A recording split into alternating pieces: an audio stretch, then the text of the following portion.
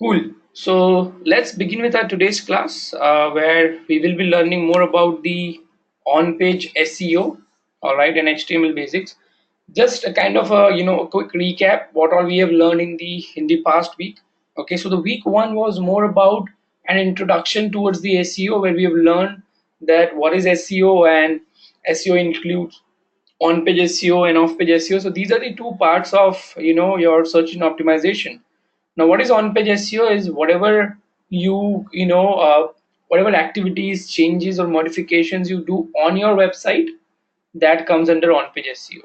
Okay, and off-page SEO is completely different, like whatever activities you do on other website apart from your website, that comes under off-page SEO, right? We have also learned some of the basics of on-page SEO, if anyone can recollect. So on-page SEO includes, some changes in your HTML tags and then content quality, right? Internal links. So all this is on your website. That is why it comes under on-page SEO. And after on-page and off-page SEO, we have also learned the crucial step of your search engine optimization is the, can anyone recollect? And what I'm talking about? I'm talking about the keyword research. So in our last class, we have also learned in detail, practically, how you can find best possible keywords for your website. Okay. So there was this whole process which is divided into 4 steps.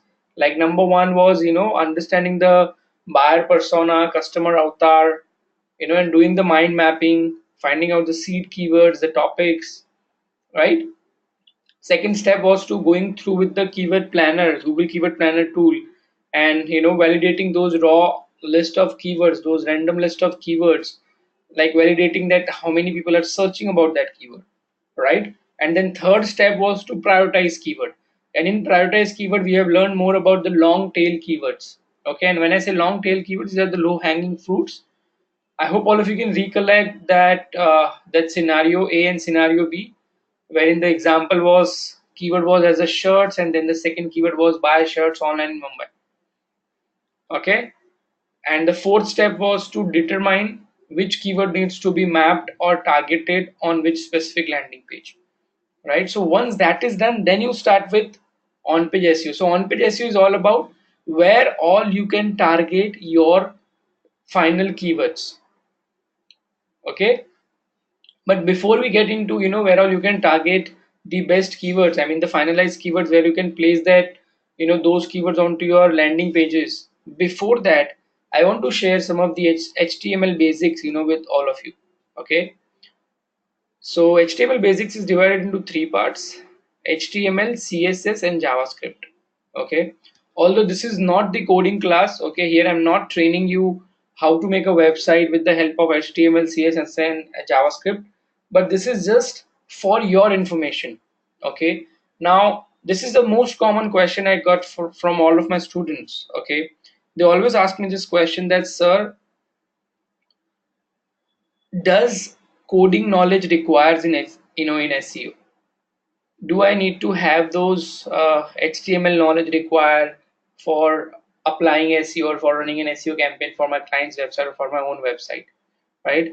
So I always get this question and always answer them that if you look at the 100% pie of search engine optimization of SEO, out of that 5 to 7%, maximum 5 to 7% is a technical part of SEO. Okay, now what happens is it is not required for you to learn these technology, or you need to learn this entire HTML, CSS, and JavaScript. Okay, no, it is not required. Why? Because see, you need to always focus on what needs to be done. When we talk about how to optimize your website, you need to focus, being an SEO expert, you need to focus on what needs to be done. Rather, what happens is most of the students I have seen, they focus more on how to do it. For how to do it, you have a separate team. That team, that department called as a website developers, right?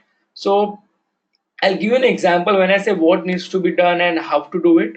So for an example, it is your job to know what kind of keywords needs to be placed on the title tag or maybe on the content part, and how to place those keyword into the content part or into the title tag or into the website URL, that how to do it part will be taken care by the website developer, right?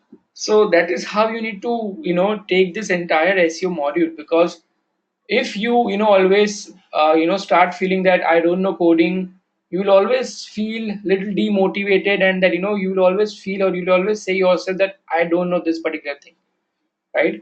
So as I said, always focus on what needs to be done. That boosts your confidence. Okay, when you consider yourself SEO expert, always consider that what needs to be done. Okay, so this I'm sharing it for all your all your knowledge, so that when you give this task to your website developer, they should not make a fool out of you. Okay, so when you tell them that, boss, I need to place this keyword in my title tag or in my content tag, since this is hardly a day's job, they should not tell you that, boss, this is going to take a week's time. Okay, so that is why we are learning this. That's why I'm sharing this basic, so that you understand how much time it takes. Okay, and when you ask this particular task to perform by the developers, they should not tell you that, was basically they should not tell you or give you the wrong reasons. Okay, so let's start with the HTML basics. So what is HTML? So HTML stands for hypertext markup language. It describes the structure of the web page, and browser uses the HTML tag to render the pages. So for an example, if I go to any website, for example, I'm going to website say digitalvidya.com. Your website is always divided into two parts. Okay, front end and back end, right? Whatever we see here, whatever you see here on the website, this is front end. And then you have a backend. For an example, on a WordPress, when you log into the admin panel and whenever you upload the post from the backend, so that is the backend part. Okay, and whatever we see here, it is called as a front end. So to develop this front end, to specify that, okay, this is where I want my logo, or this is where I want my courses and other links, or this is where I want this particular text, and then there is a map, and here I want the reviews. So this all, basically the structure, I'm talking about the structure. You can give a structure to your web page with the help of HTML, right? And it's a global language, right? To make a front end, we right now have an HTML. Now you can assign HTML language with any other third-party language like PHP or .NET, right? But HTML is must to structure your website, okay, to create a front end. All right, and it describes the structure of the web page, as I said. And browsers use HTML tags to render web pages. Now, okay, so you need to tell me, is there anyone who have seen a website without a browser? No, right? So browser is a tool, it's a bridge which converts all your HTML tags into a good looking website, right? So you have HTML tags. Now what is this tags? So tags is a symbols. Okay, you consider any language.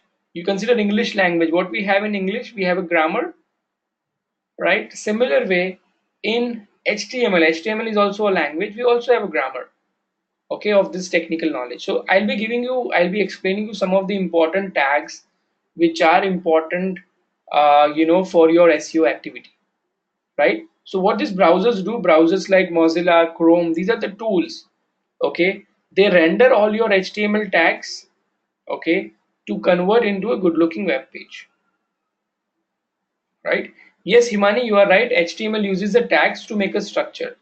So for entire web page, to apply a header structure, or for it's a content structure, we have a different tags. I will be showing you those tags as we proceed further. So this is a sample HTML code. All right. Now let me explain you this simple HTML code. Let's relate this example with our human body. Okay, our human body is divided into two parts, right? We have a head, and then we have a body, right? So we have a head, and then we have our rest of the body, right? Similar way, this HTML code or language is also divided into two parts. You have a head, and then we have a body, right? So it start with, any HTML language, it start with this doc type HTML. Now this doc type HTML is a global version. Now this tells the browser that this particular document is an HTML document. So the first code is very important to tell browser that this particular entire page is in HTML, right? And then you start with the HTML code.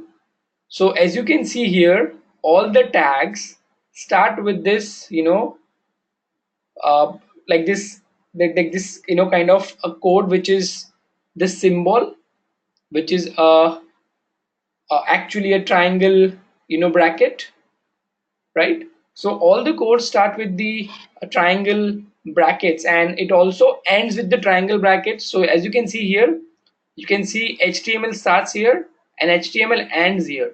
So to close any tag, you have this forward slash. So here HTML code starts and here HTML code ends with this forward slash. Yes, that's the word I was skipping. Angular bracket. We call this as the angular bracket. You're right, Rupanshu. And then we have a heading tag. So as I said, we have a head. So this is the head of your page. It starts from here and then it closes here. And under head you have a title. So this will be the title of your entire, for your entire web page. Okay. And once the head closes, yes, it's a header file. It's a header file, Imani.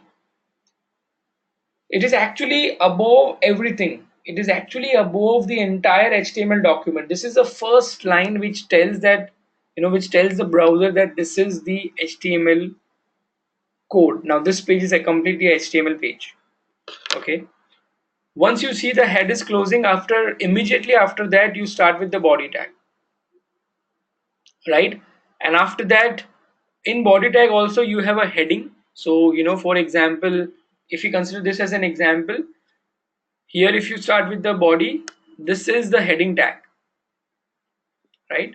So we will be learning in detail about each of these tags. And then you have a p tag, which is nothing but the paragraph tag. So whatever you add here will be shown to the on the web page on the front end as a paragraph. And then you close the body and then you close the HTML, right? Let's learn some of the, so again, this is also an example how visually it will look like. This code, how it will look like in visual. Okay, so you start HTML, you close HTML, right? And then you start head, you close head. Under heading tag you have the title of the page. This is the body part of your website.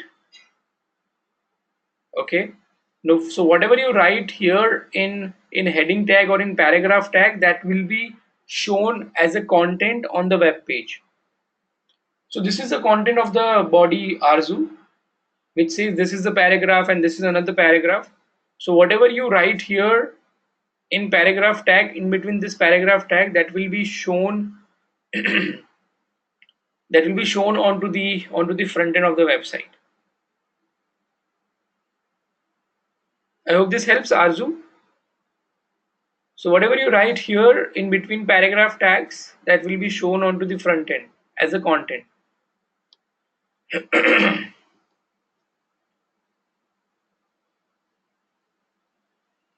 Okay, so as I said, the tag name and content goes here. So Arzu says, please show again. Sure. So whatever you write here,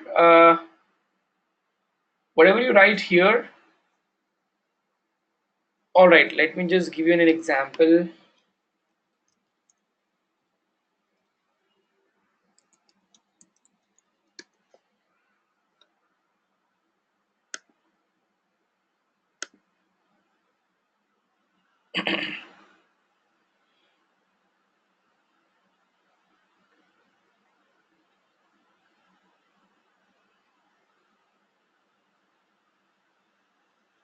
All right, so there you go. I hope all of you can see this.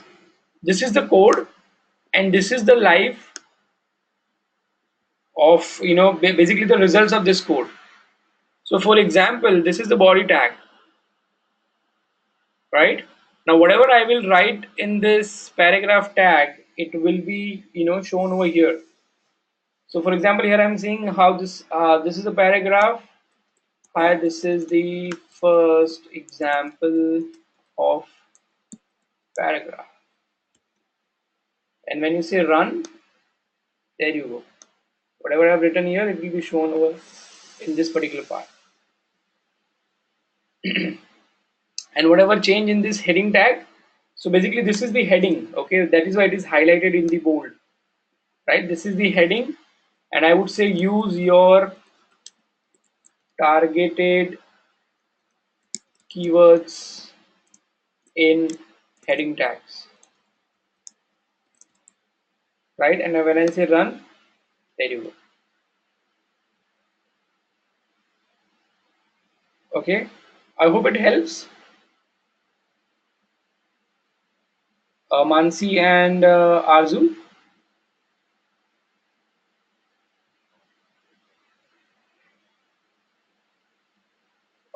What should I write in head, Mansi? Because this is the page title. Now, whatever you write in the title tag, that will be shown here on the tab. It won't show up on the web page. It will be show up on the on the tab. So basically, this is the title of your page. I'm talking about this. It will be shown up here. This is the title. So whatever we write in the heading tag, that will be the title for this entire document.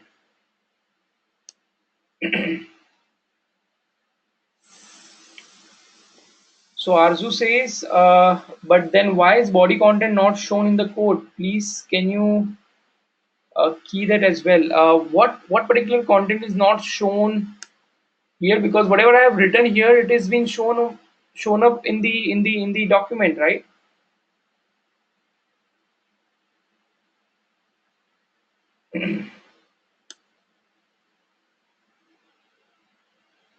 Yes, that's what I'm telling. Heading and paragraph is being shown.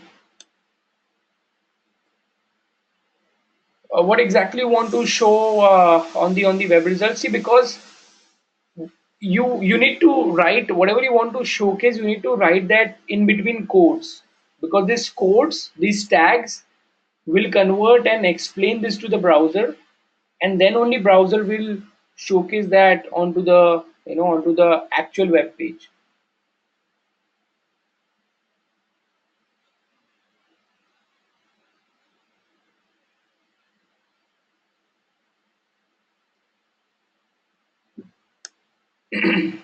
So head page is the name, right? Yes. So all right, so this is just an example, guys. I mean, it's very basic. I mean, this depends on the website. Like if I take example of Digital Vidya, their heading must be containing a lot of things, like they have menus, and they have the logo, so all that part will be covered under the heading tags.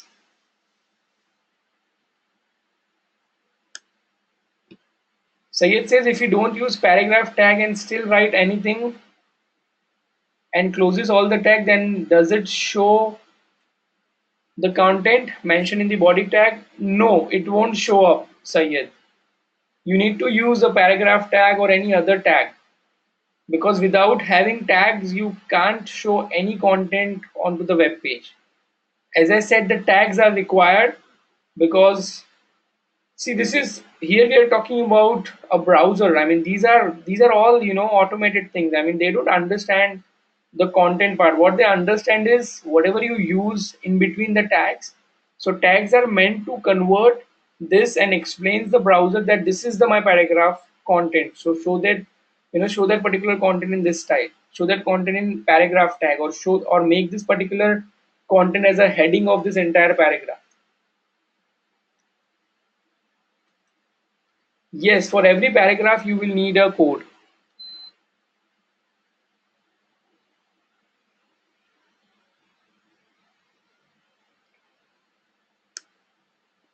Okay, and as I said, this will be taken care by the developer. How to do it is a part of developer. What is your role is to tell your website developer, in the content part, I want this kind of quality content.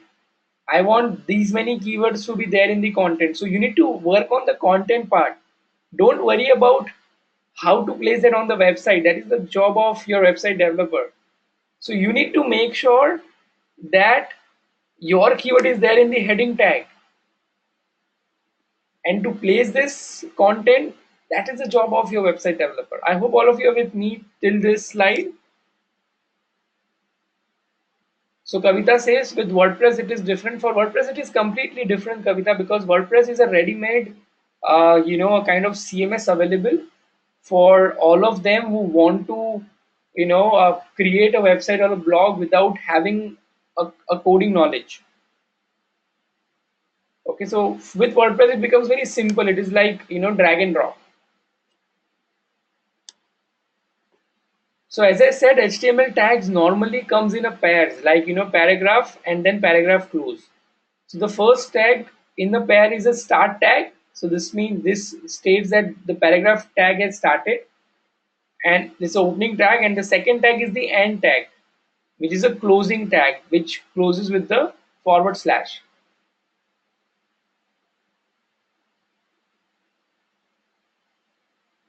All right. Now after the paragraph tag, you also need to understand the HTML links. So you can also provide links, from one page to another page. Right now, this is how the link tag looks like. Okay, it is called as an anchor tag. We call this link tag as an anchor tag. Like for heading tag, we have a H1, H2, H3. For paragraph, we have a P tag, and for anchor tag, for linking tag, we have an anchor tag. We call this as an anchor tag, right? So this is how the anchor tag looks like for a linking purpose. It says AHREF, it means reference, the link destination where you want a link to go on, okay, and then whatever you write in between these quotes which says this is a link. So basically this particular text is a linkable text. Okay, so this particular tag is a linkable text. Whatever we see on the front end, for example, this this is a linkable text, and we call this text as an anchor text. This is known as an anchor text in technical language.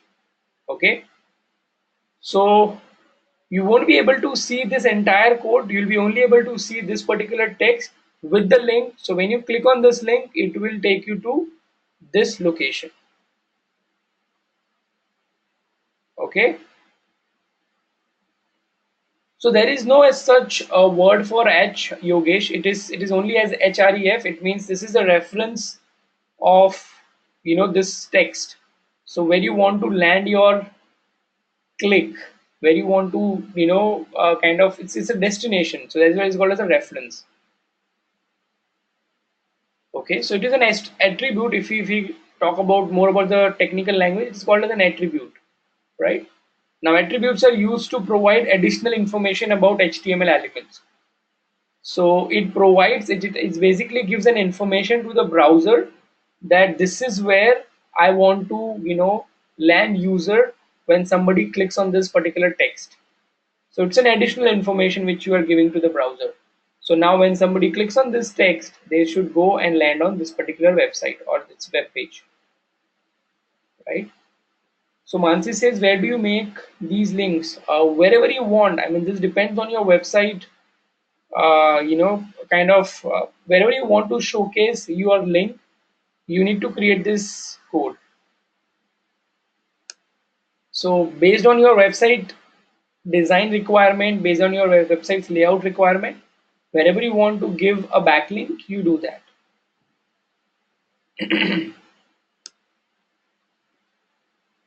Whenever you want to link one page with other or one content with another, yes, so depend on your website design requirement,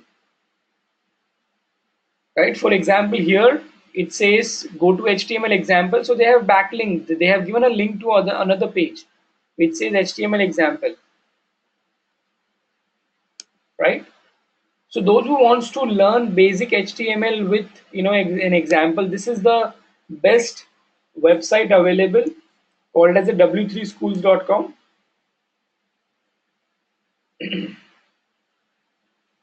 Let me just share this link with all of you.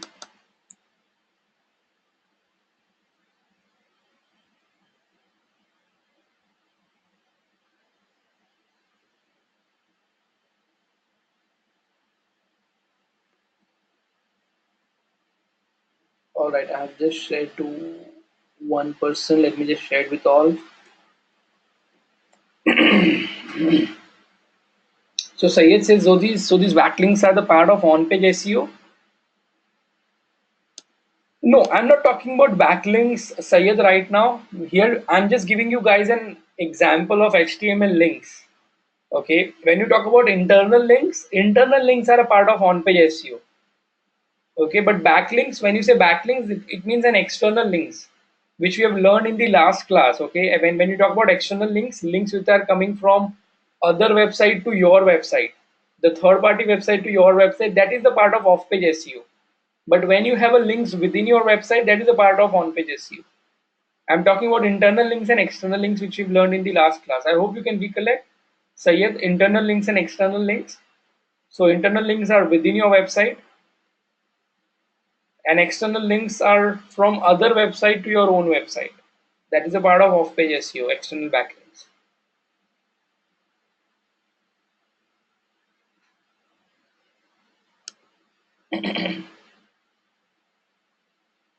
Right? I hope you're there with me, Sayed. You're there? Yes, so internal links are part of on-page SEO. Yes. So we've learned more about the link code, the backlinking code, and then let's learn more about the images. Okay, HTML images, right? So this is how the HTML images code looks like, where we have image. SRC stands for source, which is nothing but the location of your image, right?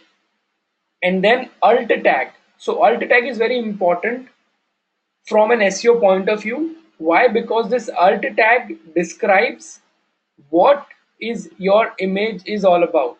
Okay, so basically it describes the image. As you can see here, this is an example of a Digital Vidya's logo, right? So image SRC, it means the source of the image from where I am calling this image, and then you have an alt attribute which describes what this image is all about. So it says Digital Vidya logo. So always remember, you need to use your keyword here in the alt tag. Okay, and then you have a width. So this is the width and height of your image. So you can define based on your website design and layout requirement, you can define your width and height of your image, right? Now always remember, the very important part, being an SEO expert, you need to consider is use your targeted keyword in this alt attribute. Why? Because Google is not smart enough to understand what this image is all about, but with the help of alt attribute, you are telling Google that this image is all about Digital Vidya logo. So now when I search on Google Images Digital Vidya logo, so the chances are there that in the image file you will see Digital Vidya logo, right? So if you add relevant keywords into your alt tag, the chances are there that your image will also start ranking on Google image search. So Arzu says, is alt attribute only used for images or content as well? No, it is only for the images, Arzu, because Google can crawl content, right? It is very difficult for Google to crawl and understand what this image is all about. See, they cannot read images. I mean, if I'll upload your picture or my picture, Google won't understand as a human. As a human, we understand that this image is all about, it is actually Hiren's image or Arzu's image.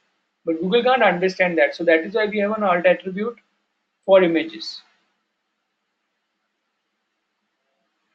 So Sunil says, how can I add URL in the image? So similar way, you need to define a link. Okay, you need to mix image SRC with, so you cannot have actually a backlink which is there on the, so people use buttons, right? Let me give you an example of this. This is also an image, but they have given a button, a link to this. So when you click on this, do a right click and go to inspect element. There you go. This is how you can give a backlink, right? So they are calling this from the CSS.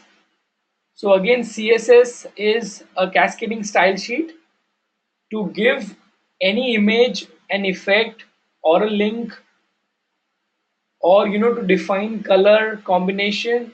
For that we use CSS. Okay, so let me also give you an example of that. Let's take an example of Digital Vidya again, because they have given a backlink to this. Click on this, go to inspect element. There you go. It says image class logo, the source from where they are taking this image, right? And then alt attribute, digital marketing training company, their width and height, right? And this is the A class. Now anchor text class is defined above. So when somebody click on this image, they have a href tag over here, which is their home page link. So this is how you create a link to your logo. This is the code, starts from here and ends here. So entire image tag is actually under the anchor tag. That's what I was trying to explain, that it's a combination of anchor tag and image tag.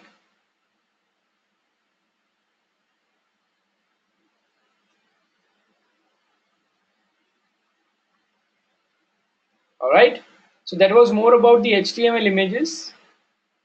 So these are the basics, of HTML when we understand, which is relevant to your SEO activities, like the links, the logo, the images, the alt attribute, right? The paragraph tag, the heading tag. These were the important tags which are actually important for your SEO.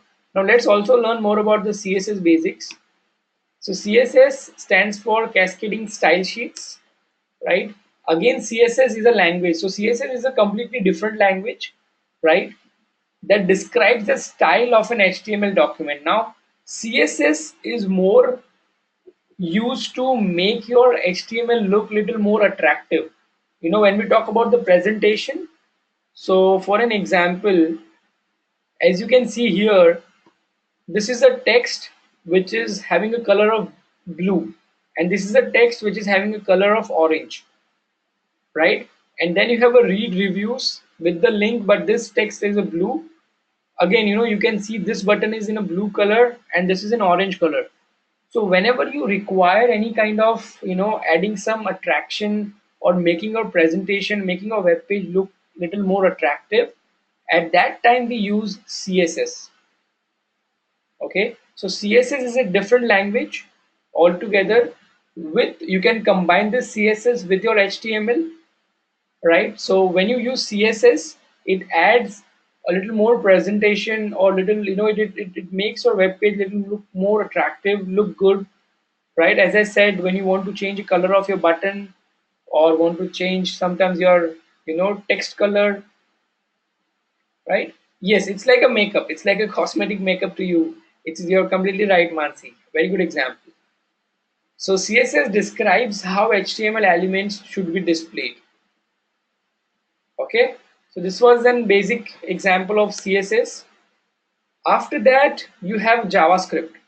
Now HTML defines the structure, CSS does a makeup. Okay, as Mansi says, CSS describe how your tags will look like, and JavaScript is more about the behavior. Okay, now when I say behavior, we mostly use JavaScript on the web page when you have a certain action to perform. So action can be a form. Whenever we have a form to fill in, at that time we use JavaScript. Okay, I'm repeating this again. HTML tags to structurize your document, to structurize your web page. CSS is to make things little more attractive on your web page. And JavaScript is used for more from a behavior of your document, behavior on your web pages. To control the behavior of your on your web pages, we use JavaScript. So for an example, you have forms, right? Or for an example, when I click on this, it will open in a pop-up. So here, when you click on the submit button, okay, so what will happen when you click on the submit button? Your information, your name, email ID, and phone number will go to an email ID which they have added at the back end to the sales team, or to the inquiry team, right? So what's happening here? There is a connection of a front end with the back end. So whenever you have a you have want to make a connection between front end and your back end, at that time you use JavaScript. So there will be a code behind this submit button. So that code will actually state to the browser that pass on this information from here to this particular email ID or to this particular backend. So what we are doing, we are connecting a front end with the backend. So at that time we use JavaScript, right? So for JavaScript, as I said, is the programming language of HTML and the web. It is used to program the behavior of your web page. Right now, JavaScript is also another language. It's a programming language. So what we are doing, HTML is a global language. With HTML, you are using CSS, you are using JavaScript to make this web page work. Right? You cannot have a standalone HTML language because HTML will only give a structure to your web page. If you want to make little look better, then you use CSS. And if you have any action on the web page, then you use JavaScript. So that is how all these languages join together and make your web work, make your website works really well. Okay. Now these are the some of the JavaScript libraries or frameworks which are being used in the industry. There are multiple frameworks. Like you have a jQuery. I hope all of you have heard about some of the names. Like jQuery is very famous, right? Then Backbone JS is also famous. Knockout, React, JSON. JSON is also you need to pass on if you want to pass on any values or on attributes from one attribute to another attribute. We use JSON. Okay. Just for an example, just for your knowledge, you don't need to learn this. All the frameworks. If you want to learn each and every framework, it's gonna take entire year. Okay. So some of the example now, why JavaScript are very important from your SEO point of view. Okay, so you need to understand from the crawlability perspective, when Google bots come to your website, how JavaScript plays an important role. Okay, so Mansi says, so WordPress does all three automatically. Yes, Mansi, WordPress has been created in a such a way, for the users who are coming from zero coding knowledge. It is specifically meant for them. So you have a ready-made software available. Consider WordPress as a ready-made software which does all these three things for you. Okay, and it is more of a drag and drop, kind of a functionality on the WordPress, right? So they have actually made up everything for you and you just need to click. So based on the drag and based on the clicks, you can make your website, right? So yeah, we were discussing about the crawlability. Whenever search engine bots come to your website for crawling and indexing, as this is very crucial part, because as I said in the last class, crawling and indexing is very important. Okay, if your website is not crawled and indexed, Google, your website won't show up on the Google, right? So when search engine bots come to your website for crawling, how JavaScript plays an important role. So are bots able to find URLs and understand your site's architecture? There are two important elements here. Number one is blocking search engines from your JavaScript, even accidentally, and proper internal linking, not leveraging JavaScript events as a replacement of HTML tags. Now, what happens here? See, search engine bots are not able to crawl your JavaScript. first of all. Why? Because JavaScript is more from the behavior perspective. So just consider this as an example. Okay, search engine bots, when they come to this page, okay, and when they will click on the submit button, what will happen? Submit button will take them to the backend or maybe to their email ID. So that is not search engine bot's job. Their job is to crawl and index the web pages which are visible over here. Their job is not to go for the backend or not to go for any other email ID, right? So here it will become a confusion for the search engine bots, right? So whenever you use JavaScript file, either specify that this JavaScript file is not meant for the search engine bots, or or you basically completely block that for the search engine. What will happen if you block that for search engine? Search engine bots will won't crawl the JavaScript file, and they will go further to crawl and index some other text which is there on your web page, right? But what happens, most of the SEO expert and SEO agencies or website developers, they actually block search engine bots accidentally. Instead of only blocking for the JavaScript file, they actually block entire web page. So what will happen if you block the entire web page? Can anyone answer this question? What will happen if you block the entire web page for the search engine bots? They won't crawl, right? They won't crawl. They won't be able to actually come onto your web page. They will actually kind of, skip the page. They will go to some other page. And what will happen if bots are not crawling your website? They won't be able to index it, right? And if it is not indexed, there are no chances of your website to show up on the search results. So Jewel says, but generally script is written on the same page. So how to stop crawler to read it? So what happens is, Ujjwal, there is a code. Okay, there is a code which tells search engine bots to actually that skip this part. The code actually tells search engine bots that you want to skip that part for the search engine bot. Let me just show you an example of it. Let me just get some example for. Hello.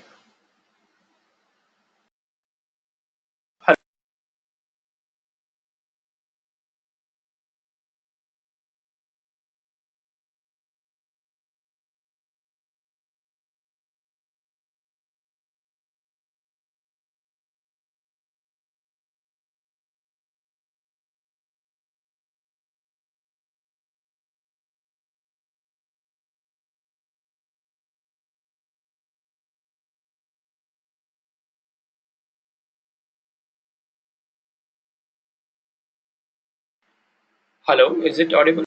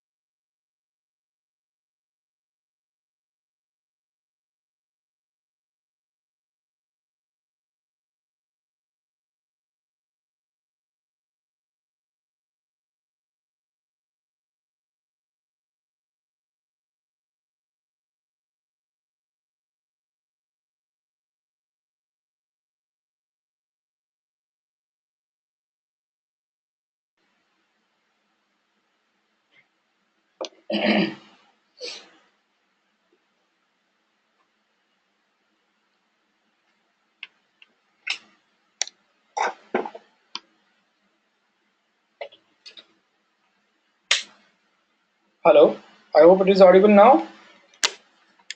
Cool. The entire GoToMeeting was like freeze. I was not even able to log out from the session. Uh, I think everyone can listen me. Sunil, please check your internet connection.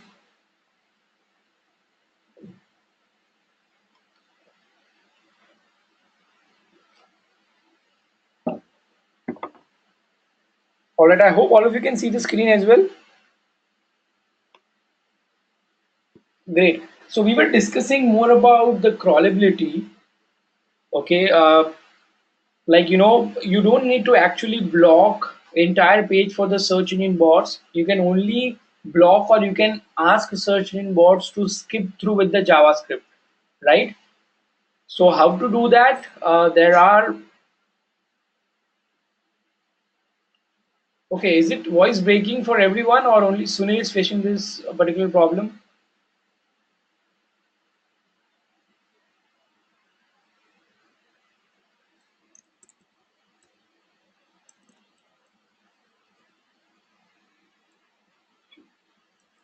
Okay, just let me write that.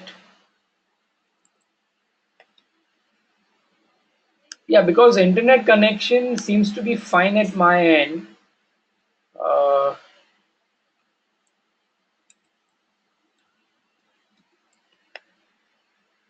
Uh, no, no, it is fine at my end. Let me just check.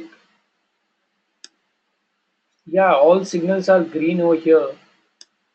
Let me just check the internet speed. If is there any problem with the speed? No, I think internet speed is also fine.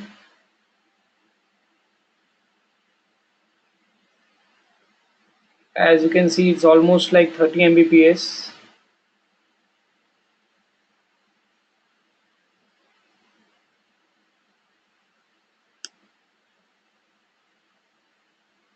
Sunil, you need to check your internet connection.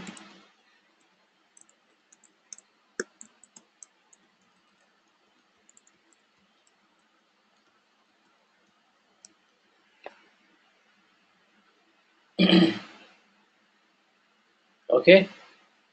So yeah, we were learning more about the JavaScript files and some of the examples. So how to overcome render blocking? One is inline. So add your JavaScript in the HTML document at the end of the file. Okay, either you can do that. Second, the code which I was talking about, it is called as async. Okay, so what happens when you use a async? It makes the JavaScript asynchronous, that is a sync attribute to HTML tag. Now, whenever you use this tag, it actually adds up into your HTML document, and then so Sunil says no problem from my side. Check your internet connection, Sunil, because rest everyone can listen it properly. I'm not sure even if you can hear this, whatever I'm saying right now. So yeah, relog in again. Try doing that.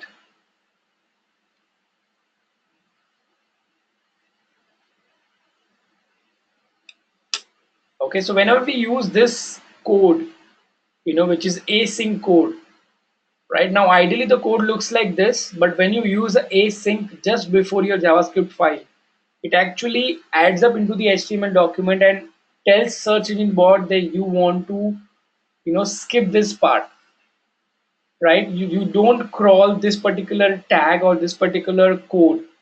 You only crawl and index whatever content is there available on my web page, right? And the third solution is by placing JavaScript lower within the HTML page. Or what you can do is you can place your JavaScript file. This is one of the simple. This is one of the simple, an example for for if you don't want crawlers to get blocked, or to crawl this entire page. when you use a JavaScript file at the bottom of the HTML page, because generally the crawlers crawl it from the start to end. So when you have placed your entire code at the bottom of the page, by the time they reach out to that particular section, they have already crawled and indexed your entire page, right? No, Mansi, this is not for the images. This is for the JavaScript file. This is for the JavaScript code. So Yogesh says async is to skip the part. Yes, in an example, for example, what will happen when you use a async? This will sync to your, for example, your JavaScript file will be now added into the HTML code. Okay, so search engine bots, they ideally crawl only the content part of it. They only crawl the entire content part of your web page. So once this code is there in the HTML, in the HTML part, so in a way it is skipped for the search engine bots,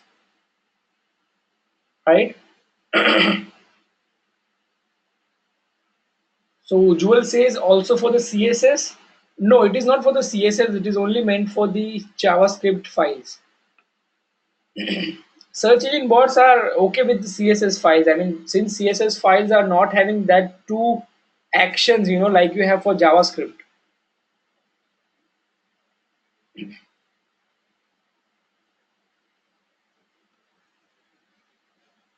So Sayed says, what does my JS means and where we place this tag in HTML?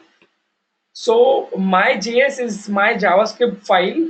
Okay, whatever you name give to the JavaScript file. This is just an example name of the JavaScript file based on whatever name you keep for the JavaScript file, and you use this JavaScript code whenever you have any action to take. Okay, for an example, if I go to Digital Vidya's website,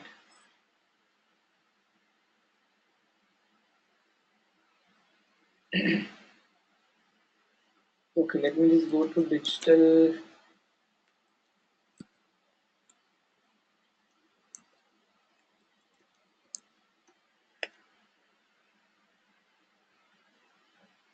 Crawler will start from the heading tags, Ujjwal. Okay, so wherever you see, you have this form. Let me just check if we can get some. Let me just explain you what JavaScript file, how JavaScript file looks like.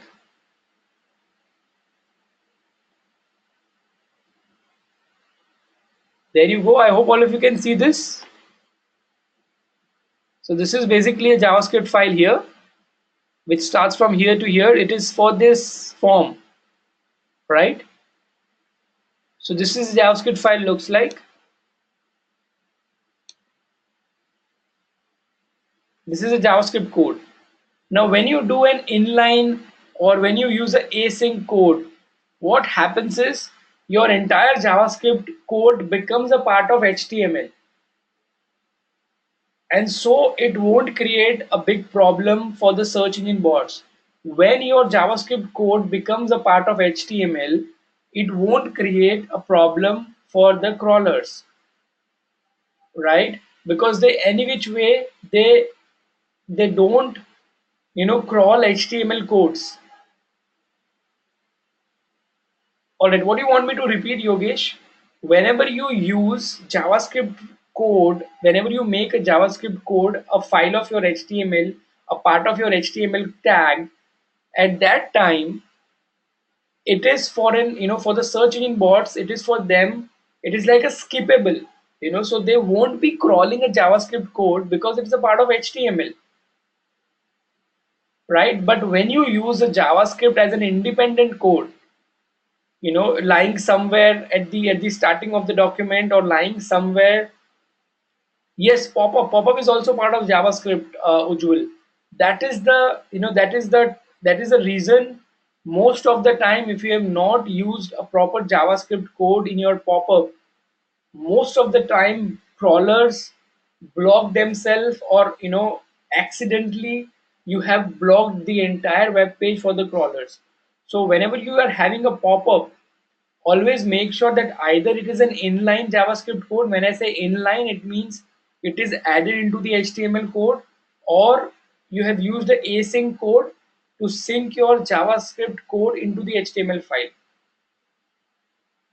Okay, let me just see if I have got any async example, because this is an example of inline. Okay, this is an example of inline. They have added this code into the HTML file. Let me also get an inline example. Sorry, async example. Async.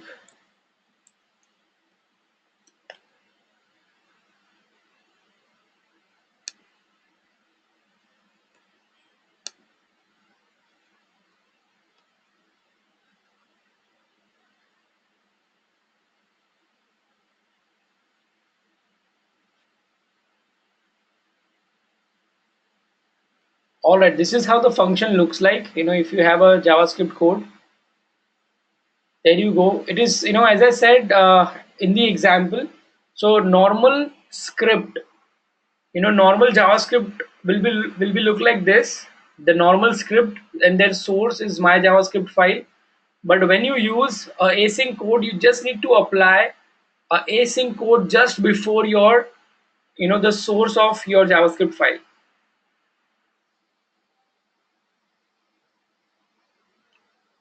So for this particular code, I cannot add async because this is an inline code.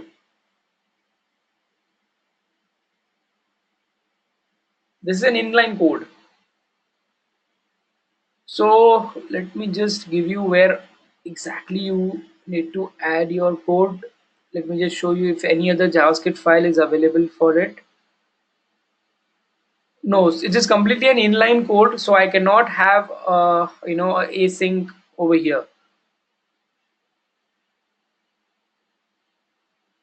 Okay, but when you are using a normal, independent JavaScript file, at that time you can have a async code. This is, whenever you use this kind of code, it means you are independently using a JavaScript file. And when you are using an independent JavaScript file, you know that it will block the search engine bots. So at that time you use async, what will happen, that independent JavaScript file will now become a part of an HTML, so that crawlers can skip that particular JavaScript code. Okay. So I hope it helps, Sunil. So Arzu says, do bots get stuck crawling JavaScript? Yes, most of the time, yes, Arzu. That is why we are doing all this, kind of solution, that how you can kind of, avoid get blocked by the JavaScript files, right? Or the third solution is always place JavaScript file at the lower or the bottom part of your page. So by that time, the search engine bots or crawlers reach out to that part. They've already crawled and indexed your most of the part of your web page. Okay, but ideal solution is either inline your document or use async. Okay, so these were some of the basics which I wanted to share, with all of you. Although you don't need to do all this part, as I said, your website developer needs to, execute or implement all this part on your website. But I hope now, whenever you, give this assignment or task to your website developer, at least you know some of the, kind of the basics of HTML, JavaScript, and CSS, right? I hope all of you are with me till this part, till this first part. At least you can tell everyone that, I know the paragraph tag, or I know the HTML image tag, or I know the HTML link tag, right?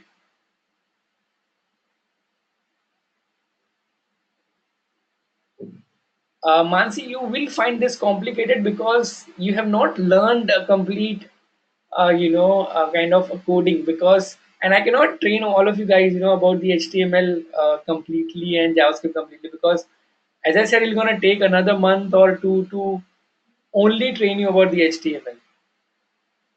So if anyone who is interested, want to learn more about HTML, I have shared a link, which is a very, very beautiful website, okay, which is free of cost available, where you can actually learn by yourself. The codes are there, similar like this. once you have learned, you can also do an exercise where you can get to see the live example, in a real time example as well.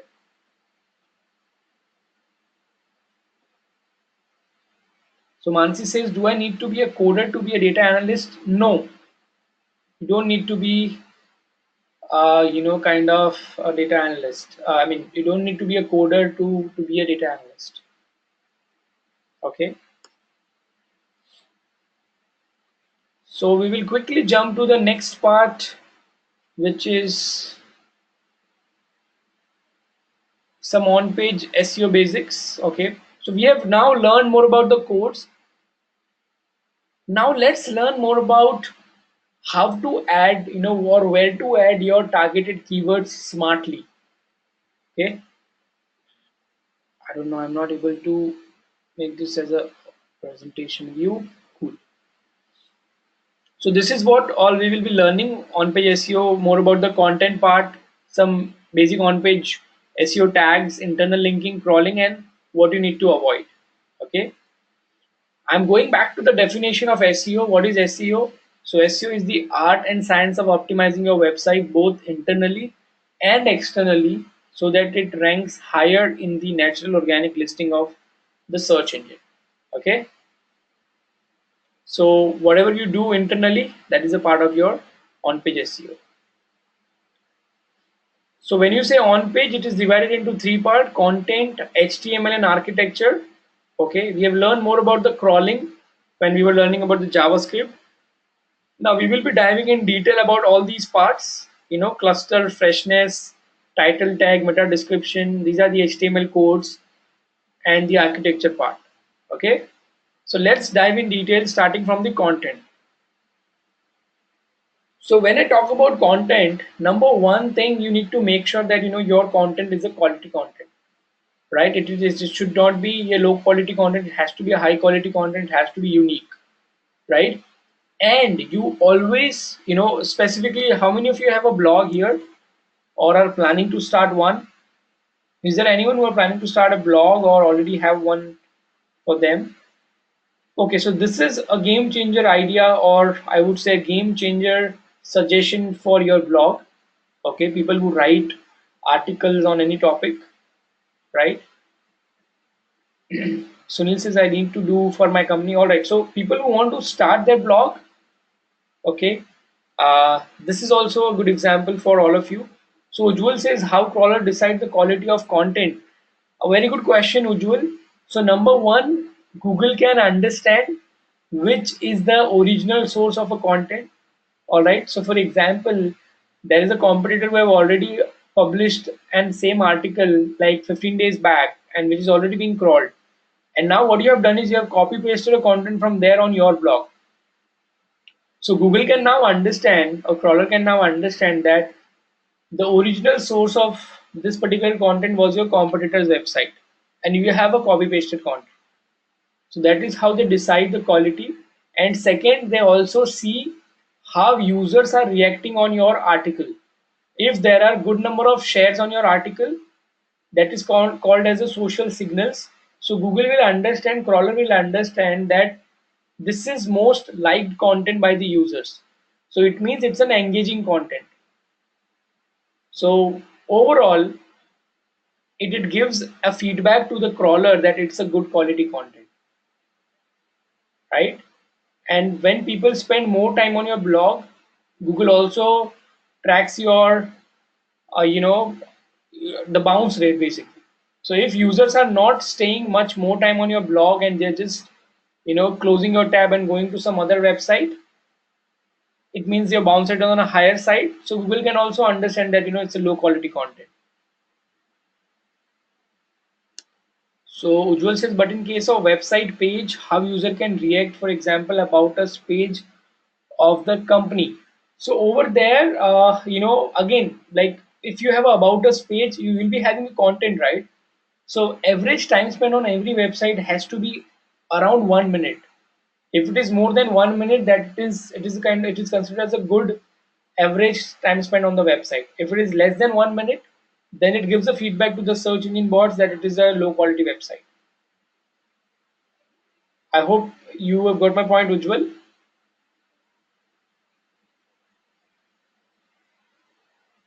Yes, that's what I said. Like we're talking about the bounce rate here, Yogesh.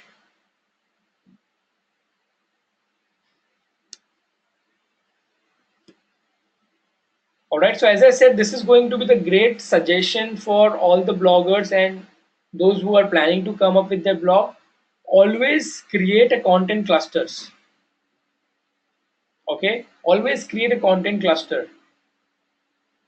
Now, what do you mean by content cluster? When I say content cluster, you need to create spoke pages and hub pages. Okay.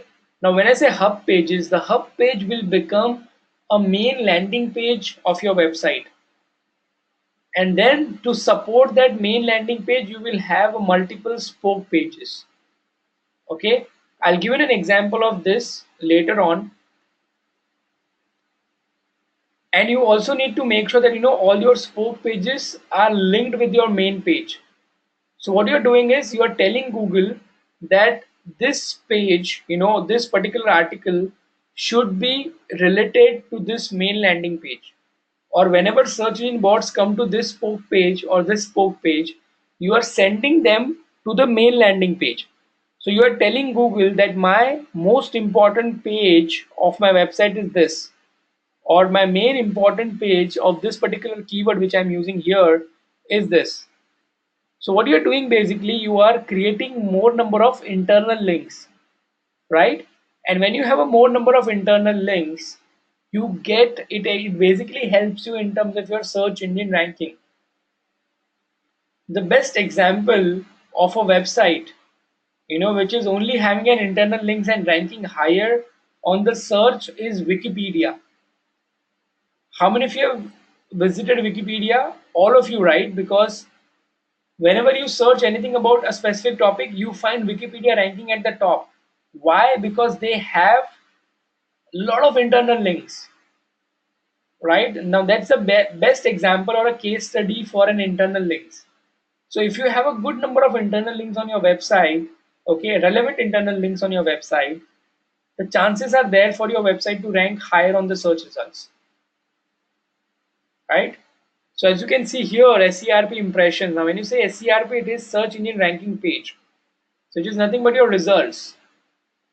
Okay, so the more number of internal links, the more number of ranking will be there for your website. Now when I say content cluster, let me just give you guys an example, a content cluster for the weight loss, right? Now this is my main page, this is my main landing page for the weight loss. What I have done is I have created some more articles which are also related with the weight loss. For example, the secret to weight loss is a good dietitian. 8 foods that will help you to lose weight. I have created 8, 9, 10 different articles, talking more about the weight loss, and then given a backlink from here to the main landing page. Again, from here to the main landing page. So I'm telling Google that when you talk about weight loss, this is the important page, right? So all of you who are planning to start your own blog or who already have a blog, always follow this strategy of a content cluster. If you are focusing a main keyword, to support that main keyword, always create 8 or 9 other blog posts, targeting that keyword and give an internal link to your main landing page, right? So all of you are with me till content cluster. I hope all of you have understood this concept of content cluster.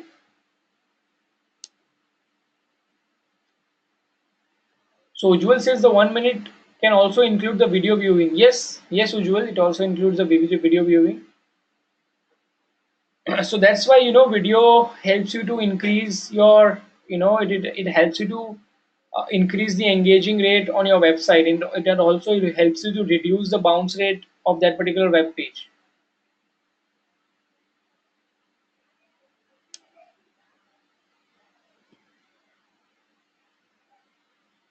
So Sunil says how to use practically.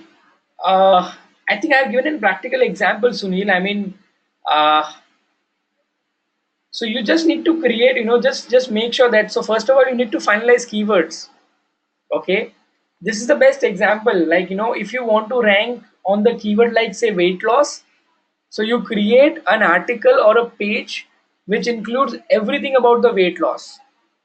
Okay, now it can be your home page. Now weight loss can be your home page, or it can be your service page.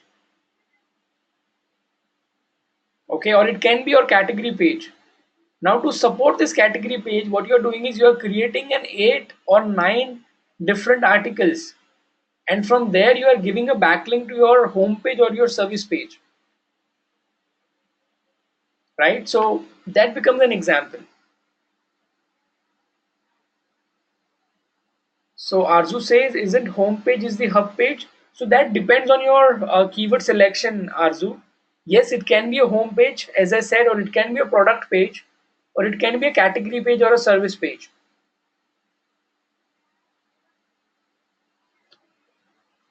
No, Ujwal, it's still fine. You can create. It doesn't mean that you only need to create your own page or your own video.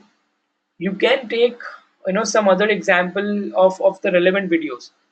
So for an example, for a weight loss, it is still fine if you don't have your own video. You can take up some good videos from the YouTube and paste it or embed that particular video into your weight loss page, right?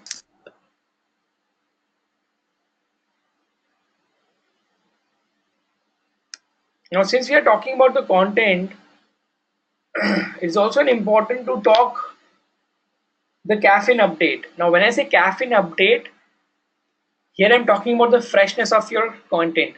Now this is for all the bloggers who write about, the who reviews the gadgets, who review the smartphones, who write about the technology.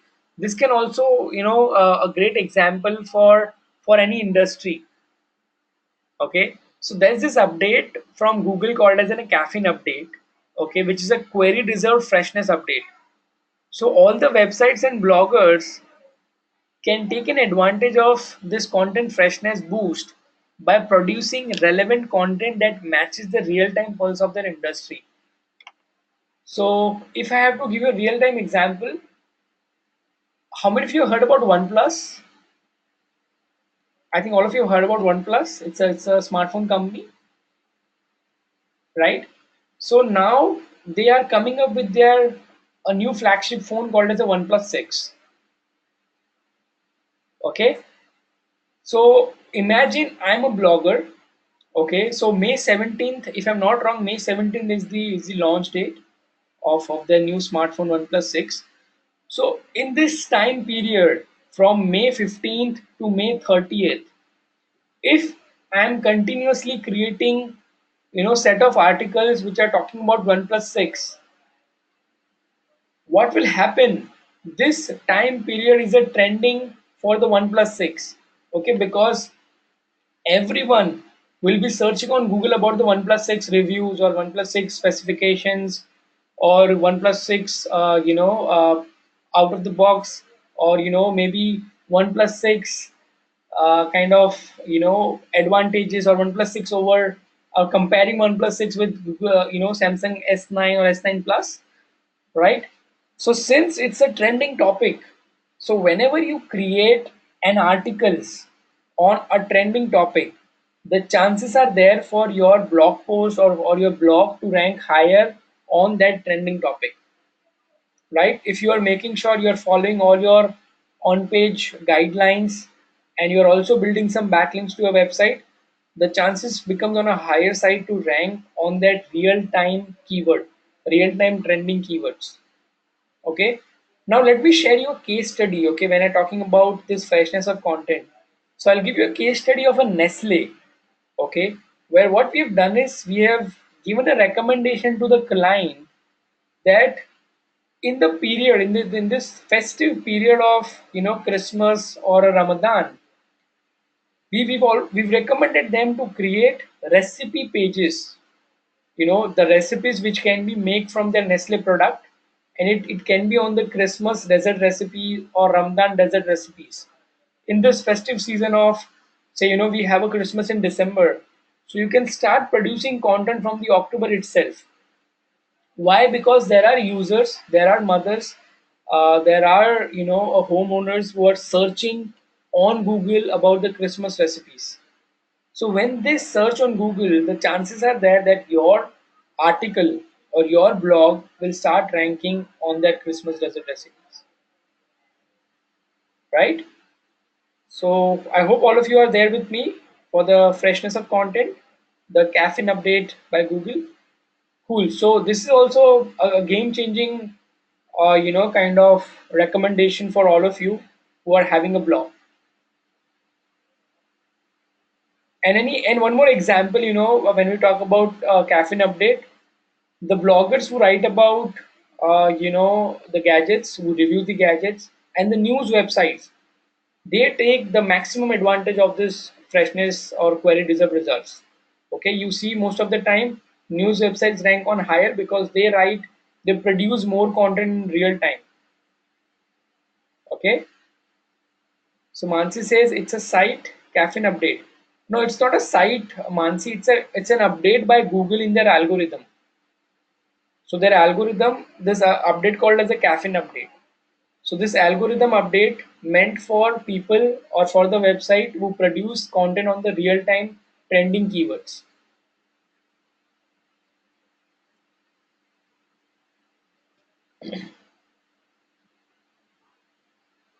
Okay. After that, when you are creating a content, you also need to make sure that whatever content you create, that should perform well in all the verticals.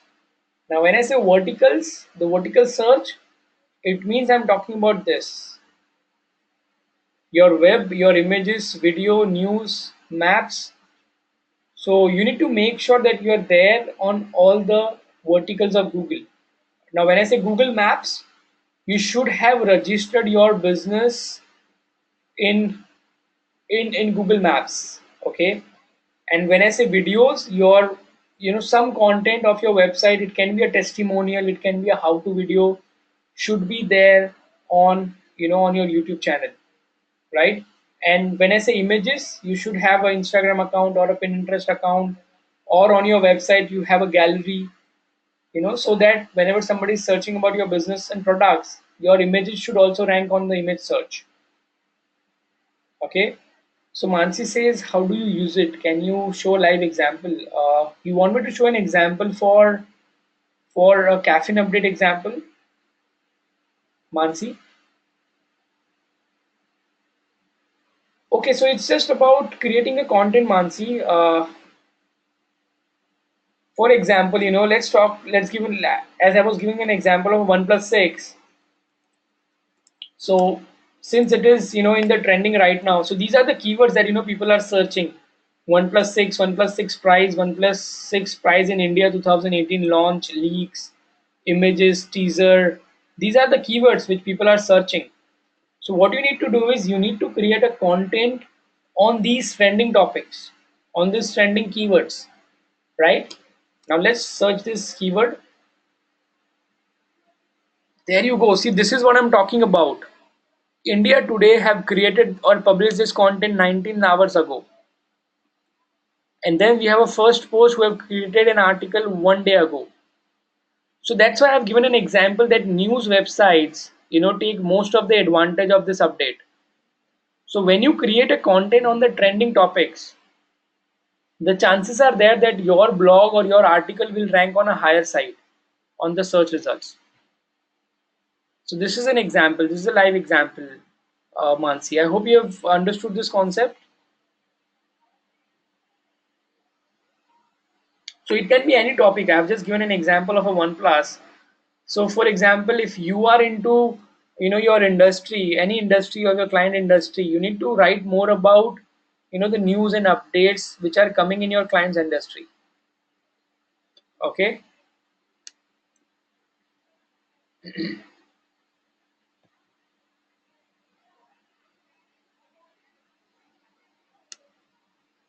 So Sayed says caffeine update is all about how updated you are. Uh, Not exactly. It is more about for the real-time trending topics. So Google gives more priority to the to the blogs, to the website, who are writing more on those trending topics.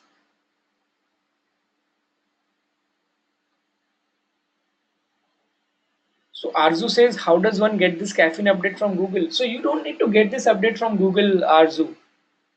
It's actually a part of Google algorithm. So if you want to be there on the top when somebody is searching about the trending topics, you need to write a content on those trending topics. That's it.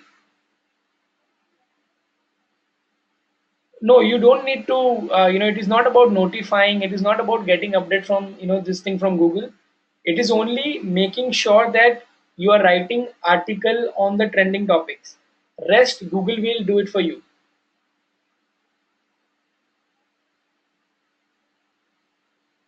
So Jewel says, if you post a blog post on Blogger, how much time it will take to get good traffic?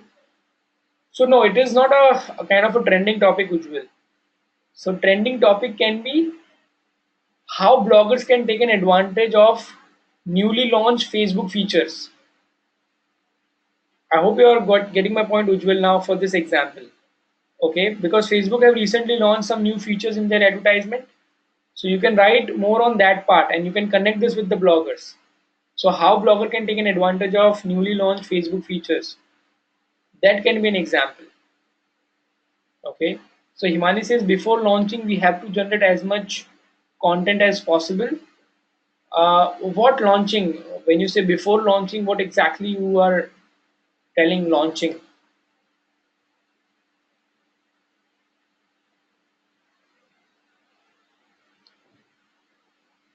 So any product. So yeah, I mean you need to define the period. Okay, so the period can be 15 days or 1 month. So there has to be a pre-launch, post-launch,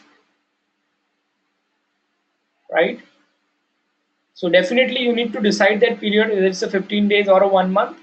For me, it is a 1 month is a good period, right?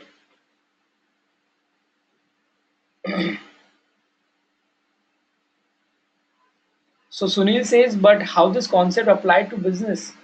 All right. So give me an example, like for what business you want me to give an example. I'll give you an example for any business. Say we are architects and not many updates happening likewise. All right. So in architect industry, you can cover the famous architects.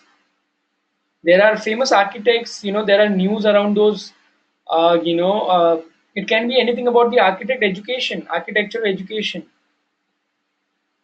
So cover those news about your industry. That is what I'm trying to say. So when you cover news about the industry, you become a thought leader. Okay, if anybody is searching about any news for specifically to your industry, they will land up on your blog or on your website. What they will feel that, okay, you are into that business, that is fine, but you are also covering the news. You are the one who is covering the news before everyone. So people, it will also create an impact on the customer's mind. It will create a brand credibility of your website, of your brand, of your business, right? So you become a thought leader. I hope you have understood the concept now, Sunil.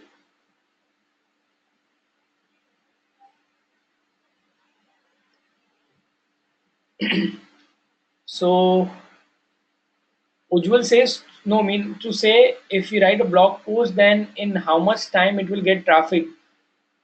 So since it's a trending topic, Ujjwal, the chances are that within a week's time you will see a spike in your traffic. So since it's a trending topic, you can expect a lot of traffic coming to your website within, most of the time. If your blog content is so good, if it is a high quality content, I have seen people are getting traffic within 48 hours. Yes, Resh, another example, people who write PR content for the movie trailers. So what they are doing, they are basically creating a hype. And there are bloggers, there are entertainment bloggers who write reviews about the movies. Why do they write reviews about the movies? Because there are users who are going and searching about those, for example, Avenger Infinity Wars. If you are a blogger and you have written a review, of a movie on the same day or on the next day, because there is an audience who are searching about on Google that Avengers Infinity War review. So if you have created good content, your article will be ranking at the top. And within a 48-hour or 24 hours the timeline, you will see a spike in your blog traffic, right?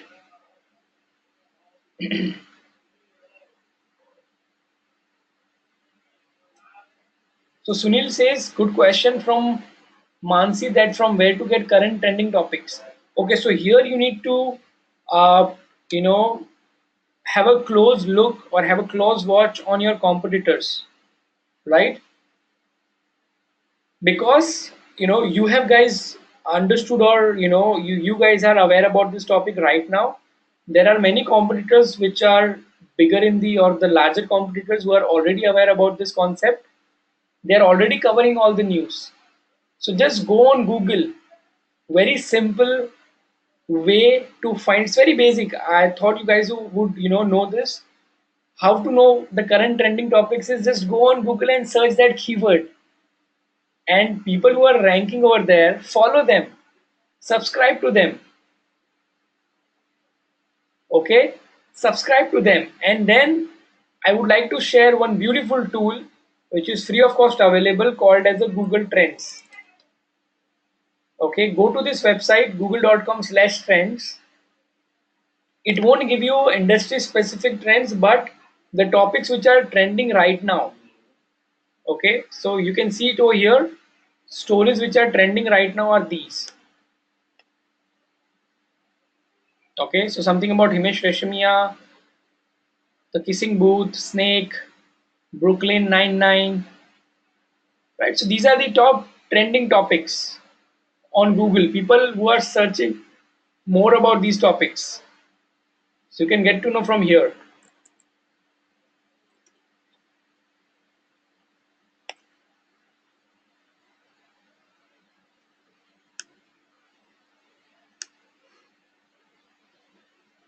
Trending topics can also be found in FB, Trending Things, or in any other social platform. The best platform for finding trending topics are Twitter and Instagram and Facebook. Yeah, these are the most popular, trending. So you go to Instagram, into the search box, the videos, the images which you will find are most of the trending topics. So for example, currently IPL or 1+6, all these are the trending topics.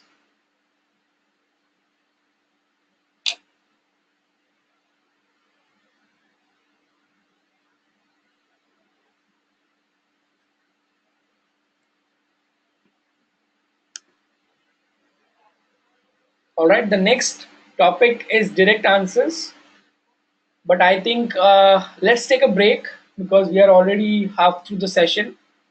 So let's take a break, and after break we can resume more about the direct answers.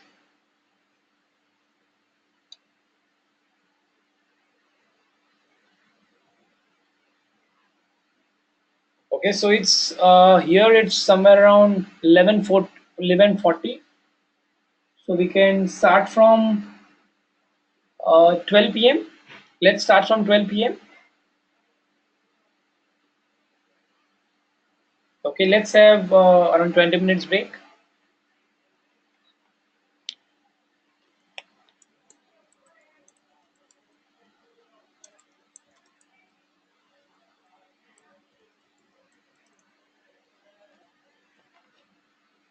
Cool.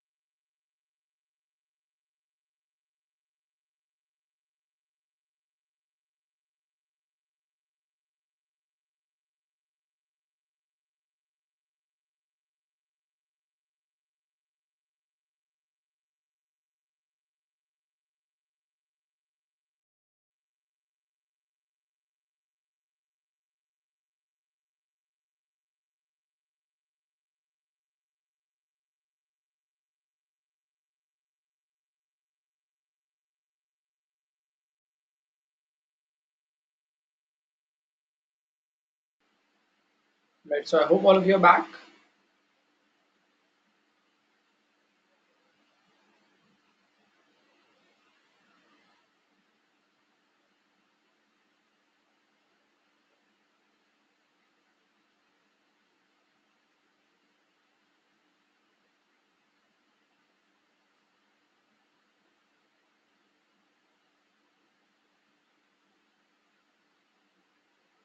Just let me know if all of you are back, then we can resume with the class.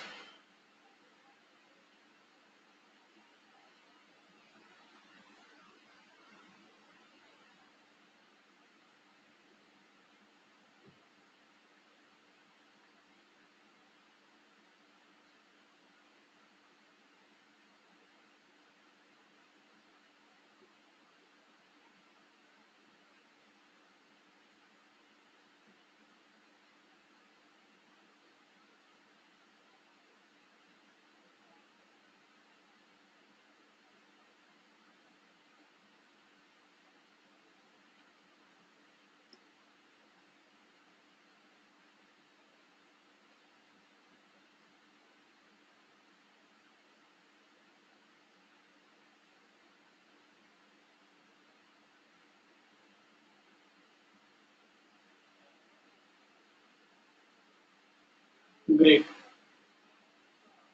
So I hope all of you can see the screen.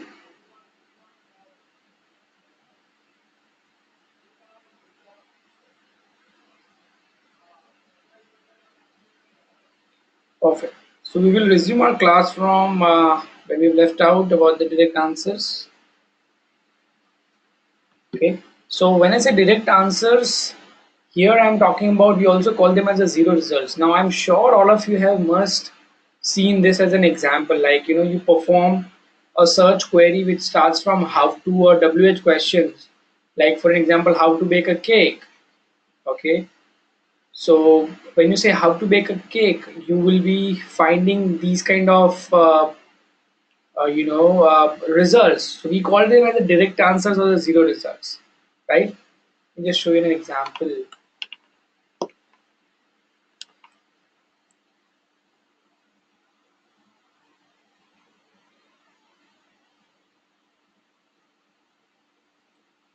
How to bake a cake. Now they're also experimenting, recently with the videos, but I'm talking about this kind of, direct answers. Like, you ask Google any kind of, question which starts from WH questions, you will actually get the search results, basically the answers in the results itself, right? So how to be there? It's very simple. If you want to be there at the direct answers, number one, you need to target those keywords. Okay, now when I say target those keywords, so you need to focus on the keywords which starts from how to. Okay, depending on your industry. For example, if I want to write something on my digital marketing as a content, so it can be how to rank my website on top of Google, and then I can mention in detail, an article which actually gives an answers to the question which says how to rank on top of Google, right? And if your content is good enough, if the quality is great, and you're also getting some of the good backlinks from other websites, Google will start ranking your website here at the top of Google, which is the direct answer or zero results, right? So main thing what you need to consider is start writing an article on those topics, right? Because it will also help you in terms of be there on the voice search, because most of us who use the voice search, we tend to use keywords which starts from WH questions, like how to do that, or how to be there, or what kind of different parts of this, or which is that, and where to go there, or how to go there. So always try to focus on the keywords which starts from WH questions as well. All right, and then give an entire detailed, write an article with on on that particular detailed topic. Make sure that you're following all your on page guideline and off page guideline. If things go well, you will be also there on the zero results. So as I said, I was talking about, make sure that you are using your targeted keywords in in all the places when we talk about on page. So let's learn now which are the places where you can smartly target your keyword. Okay. So Shreyas says even keywords with top 10 trends, a lot in first pages. Yes, Shreyas. So these are the type of keyword. So see, very crucial step, like first crucial step of your starting up an SEO is to choosing the right keywords. If you have chosen the wrong keywords, then your entire activities, efforts, what you are doing on your website will go in vain. Okay. So Sunil says, why don't you on your video? You're talking about my video cam. So actually, I'm doing this, from my another Mac. The Mac, which was, a kind of, it is still having the video camera problem. I have asked, the Apple team to repair it, and guess what? They have given me an alternate MacBook, which is also not having, a video camera. So I am. This is somewhere of 2004, 2006 MacBook I have right now. I only knows how I'm struggling or how I'm taking lectures and I'm doing my work with this MacBook. Right? It is so old. Uh, some features, some functionalities. In fact, I'm not able to see those functional features. So they have promised me to deliver that me on the Tuesday. Okay, on the coming Tuesday. So hopefully in our next class I'll be there on the webcam. Okay. Yeah, but what I've liked is, in fact, they have given me the laptop, the spare laptop to not to stop me working on, so that's good part of it. But then again, they should have given me some good laptop, right?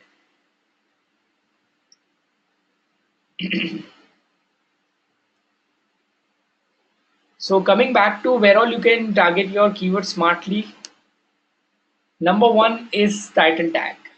Okay, so I think we have discussed more about the title tag in the previous class. Let's now go in detail about the title tag, right?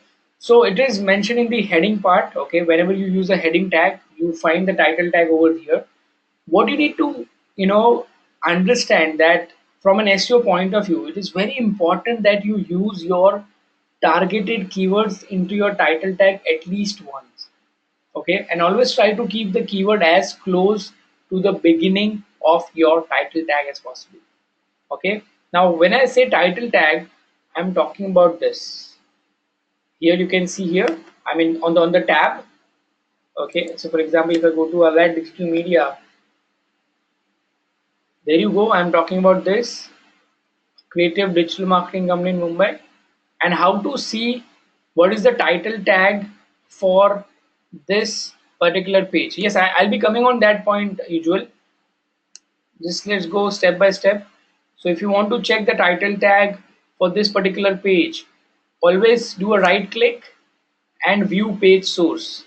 Okay, so you'll be able to know the backend, the code of this page, and then do a control F and search for title.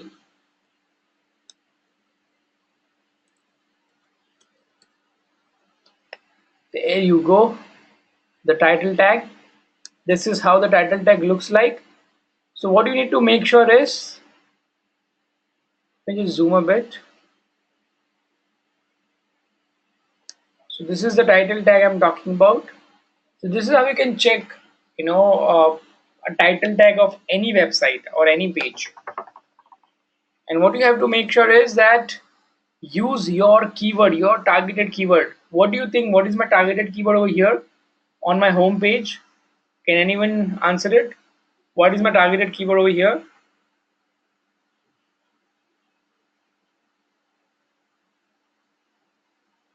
My targeted keyword is digital marketing company in Mumbai, right? So number one, you need to make sure you're using a keyword in the title tag, and number two, you need to also understand the length of the title.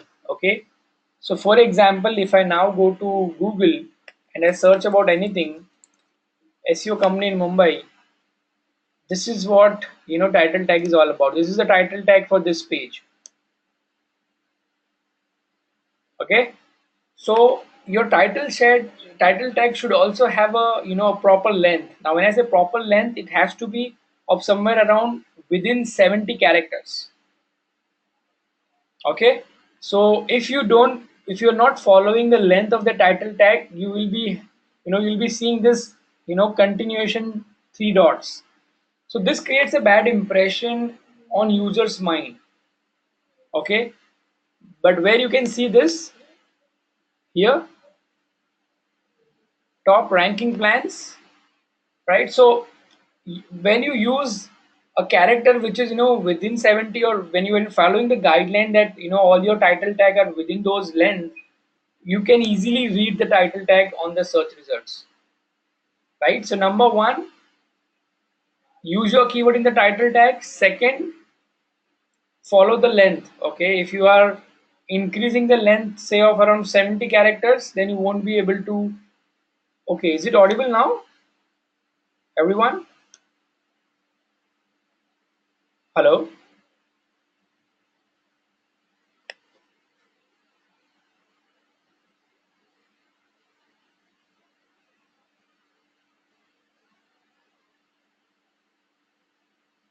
Hello?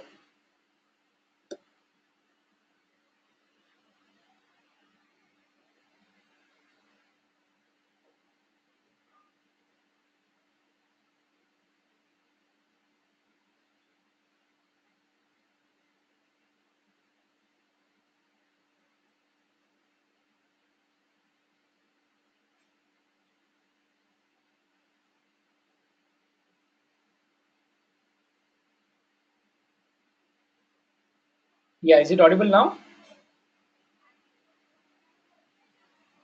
All right.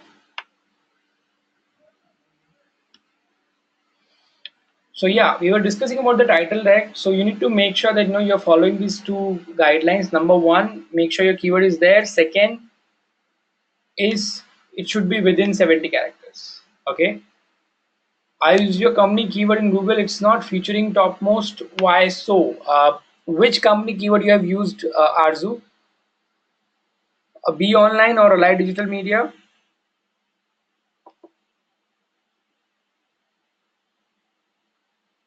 Okay, so when you search only Ally is what exactly you have searched?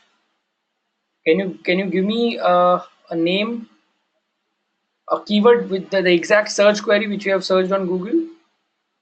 So I'll give you a reason behind it.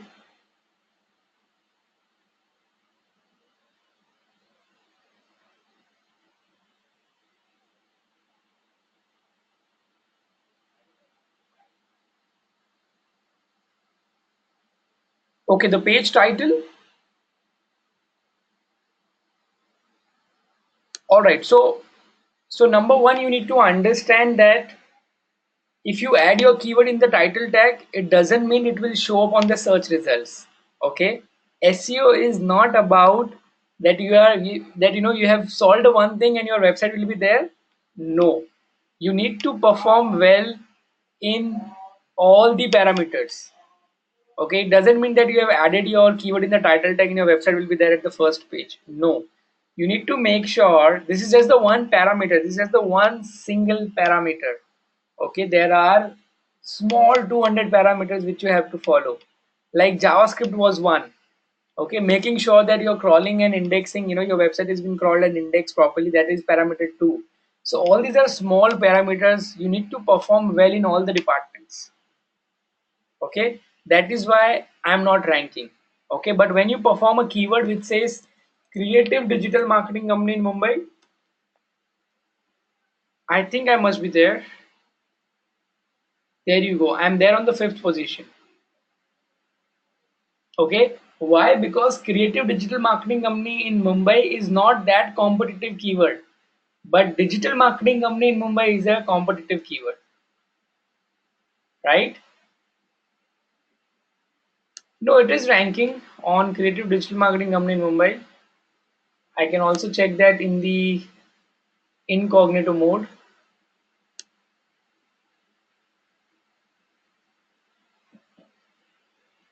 So we are not optimizing our website for that keyword. Okay. if you can try searching about SEO experts in Mumbai, we are more optimizing our company's website on SEO related keywords. Okay. So Sunil, you also need to understand a user will not search for a keyword, but there are possibilities. So out of 100, there will be 3% who will be searching about creative digital marketing company in Mumbai. Okay. So try searching about SEO experts in Mumbai, or maybe top SEO company in Mumbai, because we are targeting those keywords. That is why we are ranking.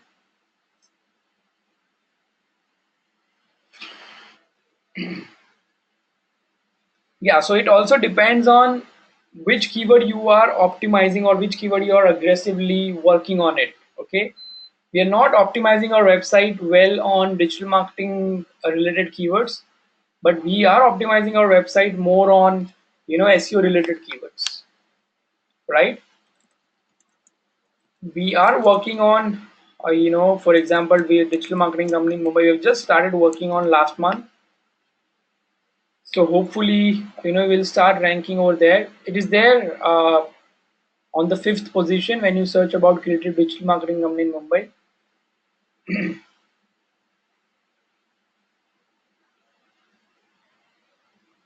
So using the same text in this website and Be Online website, does it degrade the SEO score?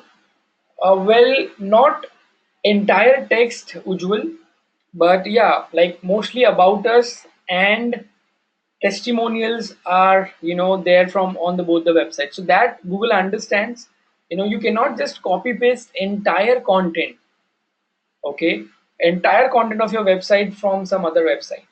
So since Google understand that both of them are same company, in fact on the logo itself on my website it says it's a Be Online experience, and in fact in the about us also we have mentioned that it's a part of a Be Online company, right? So Google is smart enough to understand that, number one, and second, I have not completely copy pasted content from my parent website. Okay. So Mansi says, what is the ranking showing on the left? So that is a tool which I'm using, Mansi. It is called as an SERP trend. Okay, it's in Chrome extension, which helps you to which helps you to understand what position your website is ranking. So wherever you see this triangle, a green triangle which says +2, it means this website, jumped 2 position from past week.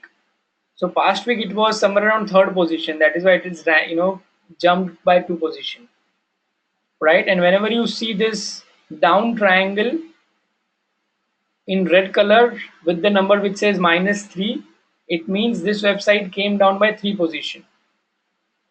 Okay, it is SERP trends. SERP trends. It's a Chrome extension, Mansi. So Chrome also have tools and plugins.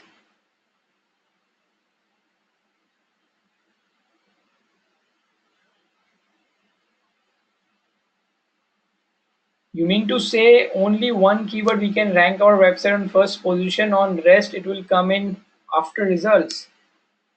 I didn't got your question, Ujjwal. What exactly you are trying to ask over here?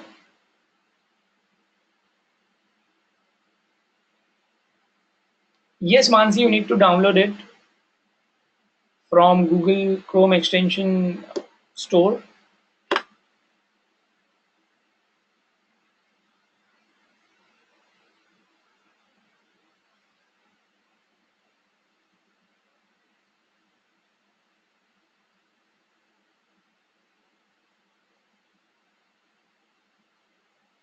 So when I say we are focusing on that keyword only, it means, I'm trying to say that we are optimizing our website on that keyword. So when I say optimizing, we are writing more content on SEO related keywords and not on digital marketing related keywords. So It tells Google that you're optimizing your website on SEO related keywords, so Google ranks you more on those related keywords, the keywords which you're optimizing, right? If I am not optimizing my website on digital marketing related keywords, then Google won't rank me. As simple as that. Okay. So coming back to, after title tag, we also have other tags, like we have a header tags. Okay. So here I'm talking about the heading tags, right? We've already discussed about this in the previous class. When I say heading tags, all your paragraphs will have a heading, okay, to the content. Now, what you need to make sure is, you need to make sure that in heading tags, you are targeting your keywords. Okay. So Shivani says, for SEO, how many keywords we should work upon? I mean, is it for SEO as a category keyword, or you're talking about your website? So this depend on your website, Shivani, and how many services or how many products you sell. If you're selling, say, 4 products, so every product will have around 3 to 4 variation of their keywords. Okay, so 4 multiplied by 4, 16 keywords is what, and 4 more keywords which are, can be targeted on your main company page. So around 20-25 keywords you can target on, on your website. Having said that, there is no limitation. There is no limitation on number of keywords you can target. Okay. So Yogesh says, how many keywords we can use for one blog? Is it for a blog, or is it for an article? Because when you have a blog, every article will have a targeted keywords, like 3 to 4 set of targeted keyword for each and every article. Okay. So for blogging, you will have a different strategy, that you need to, you cannot fix upon keywords. As I said, every article which you are writing will have a targeted keywords, right? Then coming back to the heading tags, so I'm talking about this. As you can see, why I'm ranking on creative digital marketing company, because the keyword is there in the title tag, the keyword is there in the heading tag as well, right? Now, as and when I move forward, you will find other heading tags will also have a keyword, digital marketing company in Mumbai. This is also a heading tag.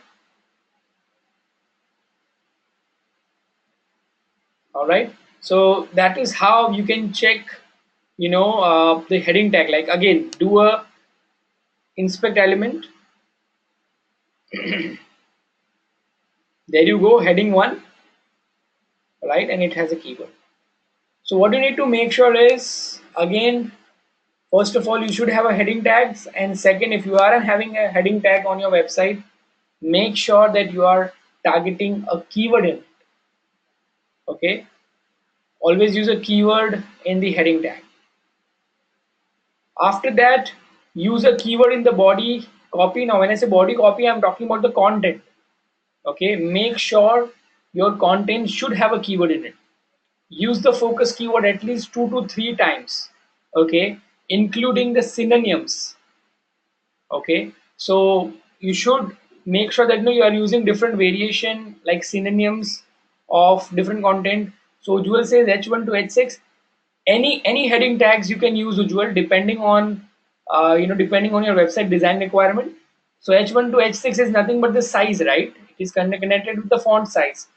So depending upon your website design requirement, if your design requires H2 tag or H3 tags, use any heading tag, but make sure you are using a keyword in it.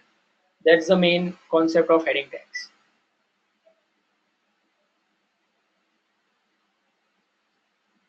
So Sunil says, how to check what article website my competitors is using.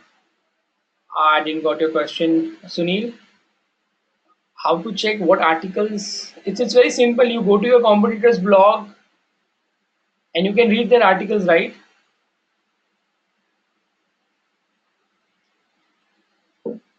So frankly tell you, Ujjwal, there is no as such limit. See, this depend on a website to website. I cannot limit. So, you have multiple industry, right? For an e-commerce website, there will be a multiple heading tags. And if you are a blogger writing a blog of say around 2500 words blog, you will be having 10 heading tags or 20 heading tags.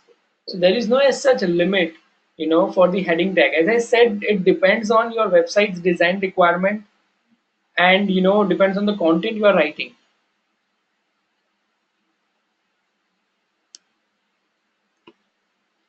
So what I mean, we can post articles in some reputed articles website for your industry. Yes, you can post articles on the other websites, Sunil. You can post articles on the other websites, on the other blogs as well. You can do that.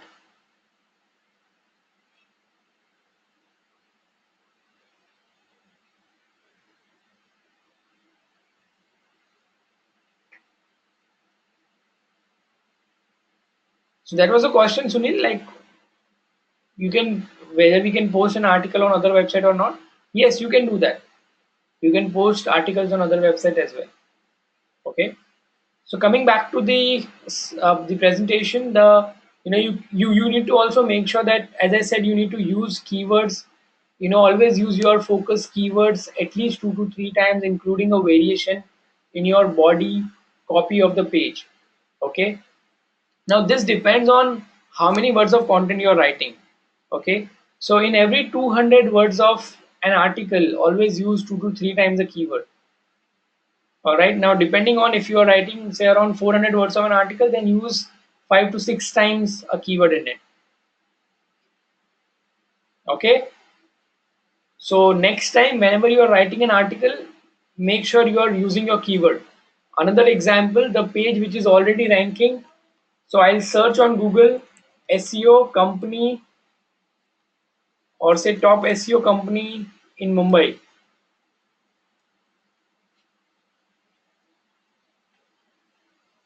All right, you will find my website ranking this particular page. Why? Because I have used a keyword in it. Right now, whenever I search SEO company, you can see I've used a keyword, right, 3 times in this page, and then some variation of these keywords are also there, like SEO services.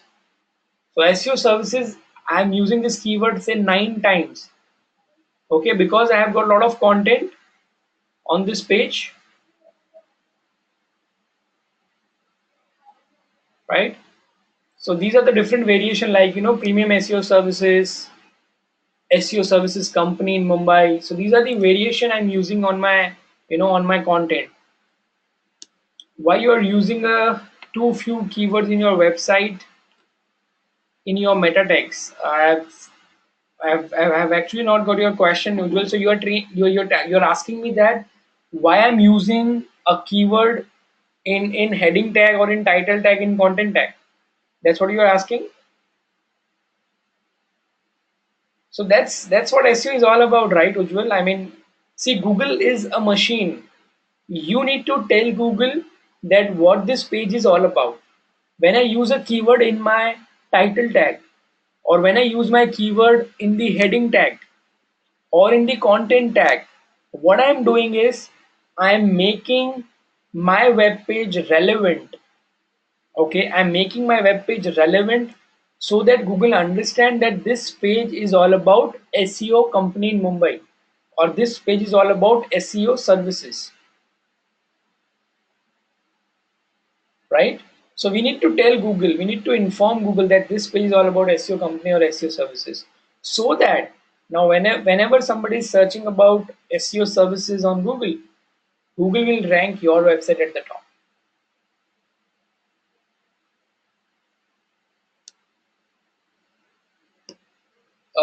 No, number of keywords you are using is too few. There can be more keywords of SEO services that can be in meta tag, as in title tag and description tag. You are asking me that. Yeah, meta keyword tag. So meta keyword tag is no longer being officially updated. So Google have. I hope you are aware that Google have officially said that they are no longer considering a meta keyword tag, right? So it is like good to have. I mean, we are still keeping this as, it's good to have a strategy, but it doesn't create that much impact on your SEO rankings. What creates a more impact? Okay, is it audible now? So Google has officially said that they are no longer updating meta keyword. So they are no longer updating meta keyword. So they are no longer considering meta keyword as your ranking signal. What is more important for Google is your title tag, your description tag, your heading tags, your image alt tag, and all these tags are important for Google to consider as for the ranking. Okay. So Shivani says, what is meta keyword? So meta keyword is a tag, which earlier used to inform Google that what this page is all about. I mean, what are the keywords I'm targeting on this page? Earlier, it was all about telling Google that this page, on this particular page, I'm targeting all my SEO related keyword or all my social media related keywords. All right. So I hope this helps, Ujjwal.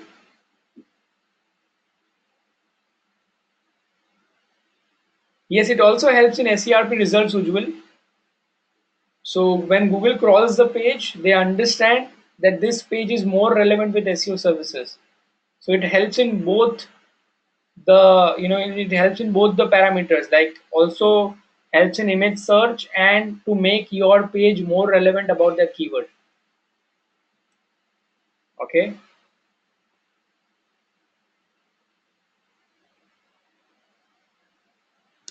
I think what's happening is, we are taking too many questions in between the presentation. So one, it is breaking the flow.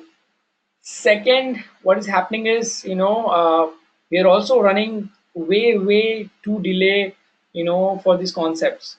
Okay. Where does meta tag appear? Please, can you give an example? Sure. So when you do a, view page source, so title tag is one of the meta tag, Arzu. So meta tag is the umbrella term of your, of your title tag or your description tag. These are the tag I'm talking about. So title tag, description tag, all these are meta tags. So technically, if you call, the definition of meta tag is the summary of your web page. So whenever bots come to your, come to your page for crawling and indexing, the the very first thing what they crawl is the meta tag. So from meta tag, they get an information, they get a summary that what this page is all about. Okay, so when I use my keyword in the title tag or in the description tag or in the heading tag or in the image alt tag, it gives Google an indication that this page is all about SEO company or SEO services. Okay, so I will be sharing websites, Ujjwal, where you can find there. So it is there. I mean, you guys need to have little patient. There are blogs, there are websites, from where you can get to know. You just need to subscribe there, and you get to know if Google is announcing any new update into their algorithm, or is there any new changes, came or something news, which Google have announced recently. I will be sharing all those websites, about the algorithm and everything. So it is there algorithm about the algorithm. It is there in the, in the fourth class. There is a dedicated session about the algorithm.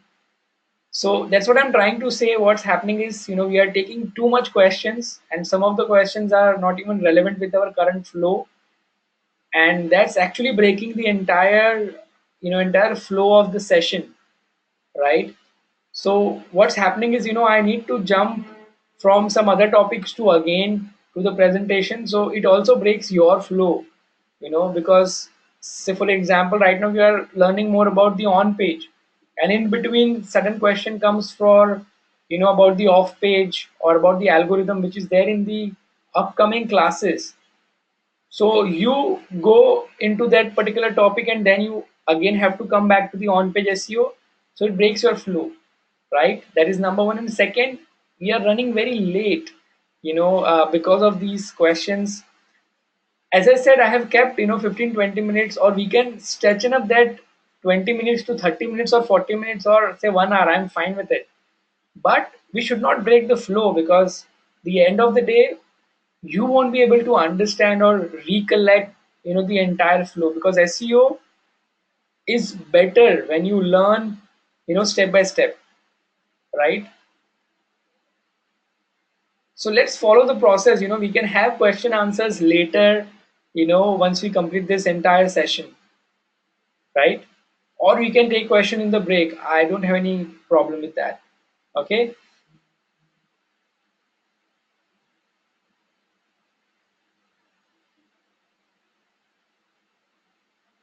Yes, I understand, Mansi. That's what I said. So if we don't ask questions which are not relevant, to the session, or if we keep questions for the dedicatedly for the Q&A round, which is at the end, like 15-20 minutes. So I'm fine. I was just saying I'm fine to extend that 15-20 minutes to say 1 hour or 30 minutes, depending on your questions, right? So yes, you need to make sure that you are having targeted keywords into your content part. Okay. And after that, we have an image alt tag, right? So what this image alt tag is all about, as you've learned in the last class, image alt tag describes what this image is all about to the Google. So for just imagine, as I said, Google is not smart enough to understand, that what this image is all about. For example, if I upload my picture, we as a human can understand that, okay, this is Hiren's picture, but Google is not smart enough. So to tell Google what this image is all about, to describe Google what this image is all about, we use image alt tag. Okay. If I have to give an example,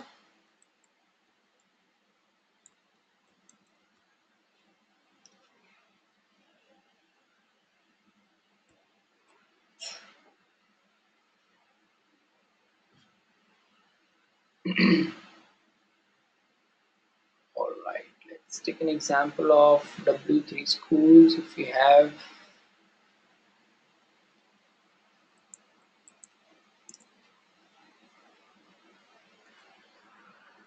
there you go. This is another example. So as you can see, image source is about smiley GIF. So there is an image which is a GIF image of a smiley.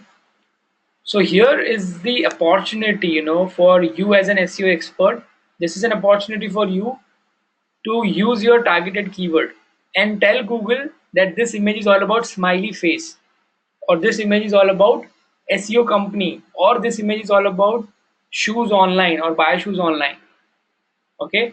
So if I'm having an image over here on this page, what do you think can be an alt tag I can use for that particular image? Can anyone answer this question?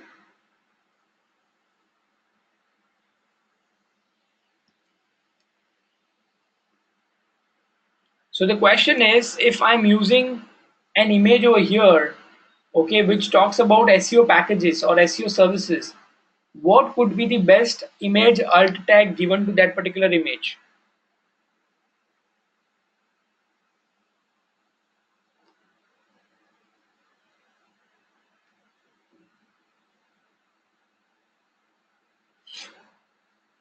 Yes, so SEO can be a image alt tag, but the best alt tag could be, yes, SEO packages, or SEO services packages.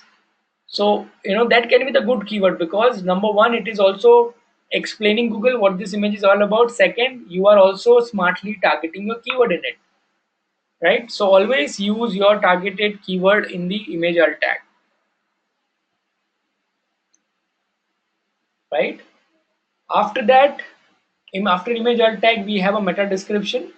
So meta description is the description of your page. How to check that? Just do a right click, go to view page source. There you go. I'm talking about this.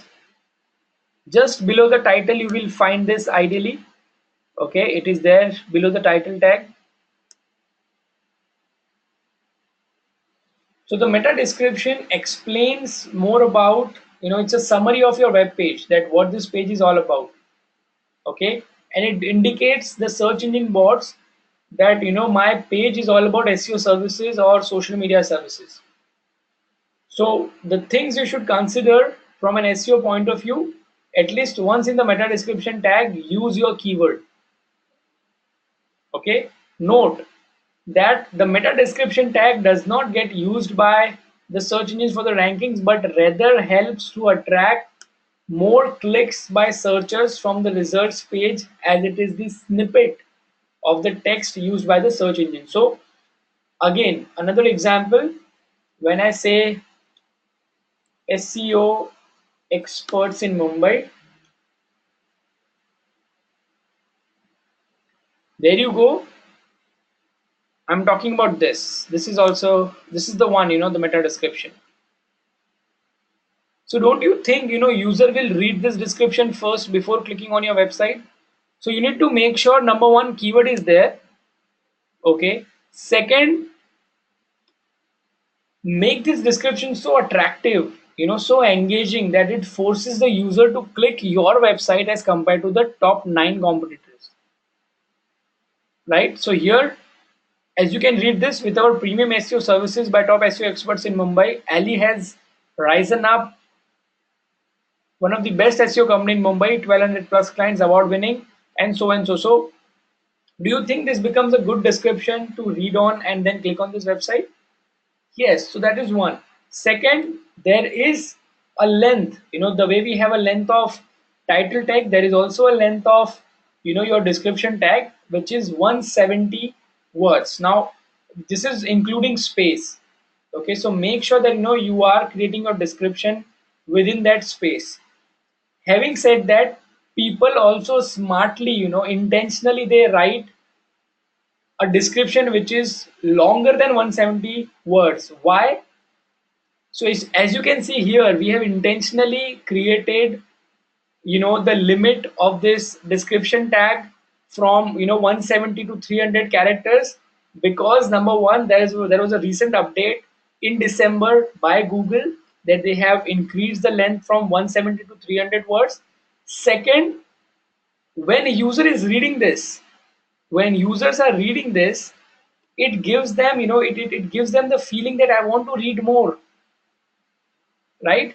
So when you get, when you give that feeling to the user, again, what I'm doing, I'm forcing them to click on my website, right? So make sure that your keyword is there, and you have made your description so engaging and so attractive that user click on your website, right? So after meta description, we have some other important parts of on page, which is robots.txt and XML sitemap.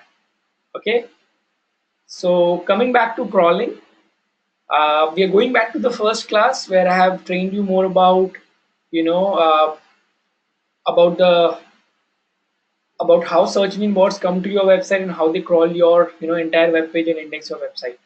So Ujjwal says, after how many words these read more dots come? So it is being controlled by Google, Ujjwal. Like, you don't have control over it, but it is advisable to use within 300 words limit of your description, and then Google will, take care of it. So there is no as such numbers. As you can see here, for some of them, it is after say 170 characters or 170 words. See, as you can see here, it is more longer version of the meta description, right? So it is completely in hands of Google. We don't have any control over it.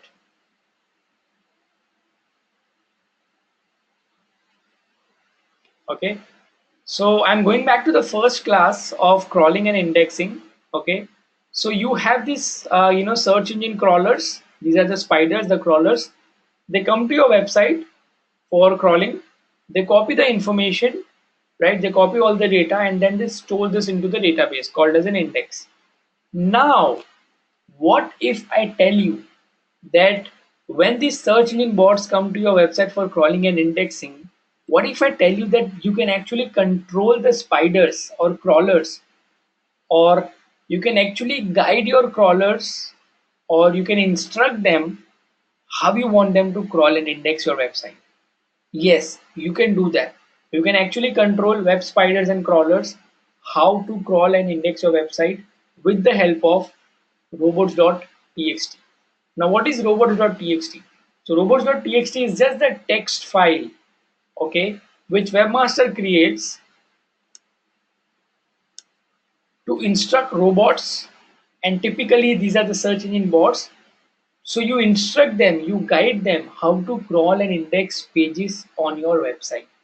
Okay, so now let's learn more about the robots.txt. Okay, let me just go back, go to the document. I'll also train you how you can create this robots.txt on your website. This is the one which I'm talking about. Okay, so it's just a normal text file, and you need to write two-liner code on your website, okay, on that particular text file. So open a notepad file, right, and this is the ideal code which you should write on your robots.txt notepad file. Now I'll explain you what this two-liner code means to the search engine bots. Okay, so as I said, in the notepad file you just need to write this two-liner code. So the one, it starts from user agent, and then you have a asterisk, the star mark. What does this mean to the search engine bots? Number one, it is saying user agent asterisk. So when you use asterisk, it means it is saying all the search engine bots. Now you also need to understand there are different search engine bots for the different websites and for the different search engines. Right? For example, Google have got their own search engine bot called as a Google bot. Bing have got their own search engine bot called as a Bing bot. AOL will have a different search engine bot called as a AOL bot. But when you use asterisk, it means for all the search engine bots which are there on the internet, right? And when you say disallow and then filling the blanks, like there is nothing after disallow. So what this two-liner code means to the search engine bots? So first, when search engine bots come to your website, the very first file they visit is the robots.txt file. Why? Because they want to get instructions from you, okay, that how you want them to crawl and index. But when they come and read this code, it means you are allowing all the web crawlers to access your all the content. So when you use this two-liner code, it means you are telling search engine bots that crawl and index each and every web page which is there on my website, right? So this is the ideal, this is number one ideal code which you should write in your robots.txt file. Okay, so how to create a robots.txt file? As I said, open a notepad, copy this two-liner code, paste it into your notepad file, save that notepad file as a robots. Since it's a text file, automatically it will take the .txt extension, okay, and upload that notepad file on your web server. Always make sure when you are uploading your this notepad file, make sure it is uploaded on the root server, on the root folder. Now when I say root folder, it means abc.com. Okay, ideally it should be uploaded by the website developers. Okay, it has to be uploaded on the root folder of your servers, Riyash. So always take a help of your website developer while uploading this website. Okay, while uploading this notepad file on your website, right? So you can upload this with the help of FileZilla or cPanel. Why I'm telling you this to take a help of your website developer is because cPanel is the control panel of your entire website. Okay, from where you manage your all the pages of your website. So if one file here and there, your entire website will be on the stake. It will be on a toss, right? So make sure you're doing this under the supervision of your website developer, or better is to ask them only to upload this notepad file. Now website developers are, they are well aware with where to upload this file and what this robots.txt is all about. What is your job is to make sure the content which is written in the robots.txt file is correct. Okay, how to do that, how to upload that, that is the job of your website developers, right? Now you can also block a specific web crawler from a specific folder. Now it may happen that you want to block a specific web page or a specific a specific files which are there on the folder. It happens, like for example banking websites, okay, or for for example an e-commerce website where you have a login page which you don't want to crawl and index by the bots because those are secure pages. Right, once it is crawled and indexed, it will be available for everyone to look and view in the search engine results. So if you don't want, it happens that most of the banking website, they don't want like login pages or those secure financial pages not to be crawled and indexed. So you can tell search engine bot that please don't crawl and index my this particular page. Except this page, you can crawl my entire website, or except this particular pages, you can crawl my entire website. Okay, so you can use this code at whenever you want to block a specific page to being crawled and indexed, right? Yes, I'll be giving an example, Shivani. I'll be giving an example. So when you want to block a specific web page, right, at that time you need to use this code, user agent Bing bot. Now always remember, here I'm notifying this thing to the only Bing bot, okay, but whenever you use asterisk, it will be for all the search engine bots, right? And I'm using disallow and this particular page. So what this code will explain to the Bing bot? Can anyone answer this question? What this code will explain to the search engine bots?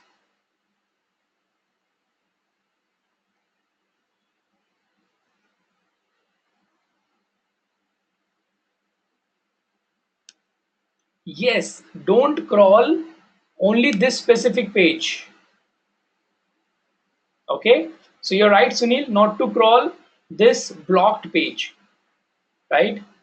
Okay, so we have got questions. Avni says, what is robots.txt? Wow, we were about to complete the part about the robots.txt.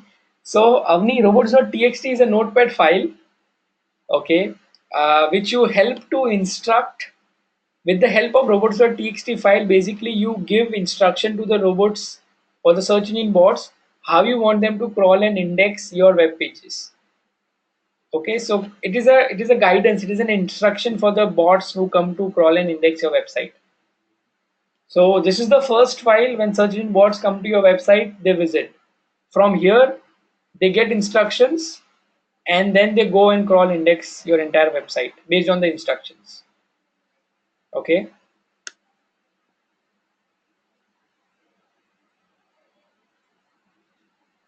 So Sunil says, after putting on robot.txt, do we need to inform Google? No, Sunil, you don't need to inform Google. It automatically gets notified to the search engine bots. All right. So always remember, the ideal code is this. Okay, this is the one ideal code. Second ideal code I will be showing you live. Okay, so how to check a robots.txt for any website? Go to a website, abc.com, allieddigitalmedia.com slash robots.txt.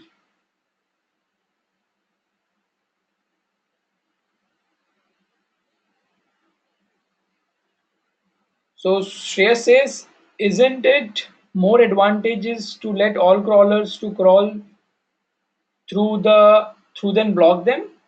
Yes, so the advantages will be there. That's why I said, the ideal code is this, where what you're doing is you are allowing all the web crawlers to access your entire website. Okay, so Sunil says, I have just put on my website root folder. That's great, Sunil. You can check going to your website slash robots.txt. Is it there? Can you see that?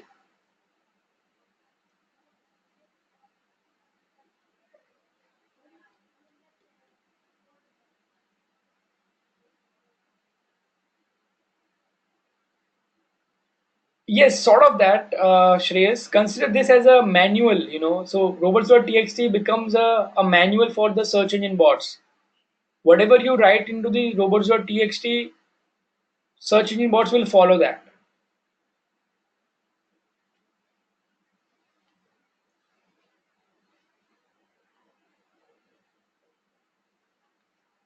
right? So great. So Sunil, you can see that. You can see that particular file, right? So it means you have uploaded successfully and you have uploaded accurately. Okay. So the first ideal way to create a robots.txt file is this, and second is I'll be showing you live. This is the one which I have created for my website. It says user agent asterisk, and then I have got sitemap, and then there's a link of the sitemap. So this is also the second ideal way to create your robots.txt. Okay, so can anyone explain or can anyone answer me this question? What do you mean by this two-liner code here?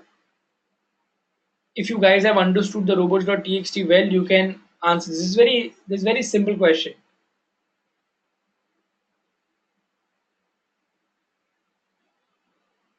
Can anyone answer this question? At least try attempting. I mean, if it is wrong, it is still fine.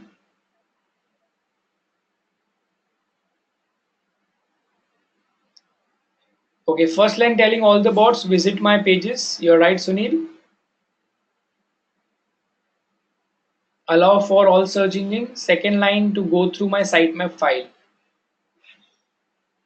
You're telling crawlers as per the sitemap. Exactly. So that is what I was expecting. Arzu, you're completely right. So first line I'm telling this is for all the search engine bots, and I'm telling them crawl and index all my website which are there on the XML sitemap.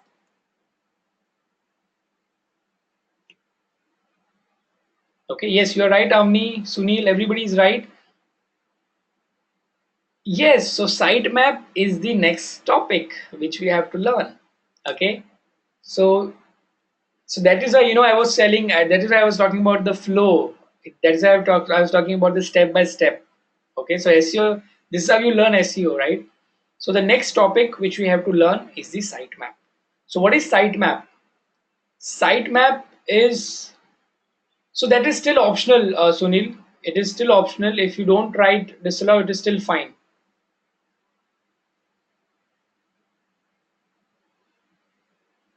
So Jewel says, but do this approach works or not? How to check that?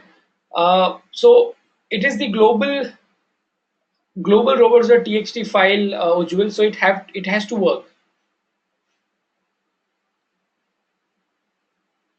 And then in search console, I will be showing you how to check how many pages have been crawled and indexed.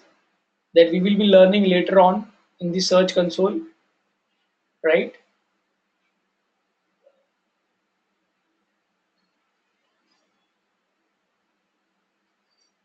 So Shivani says practical example of second crawling control.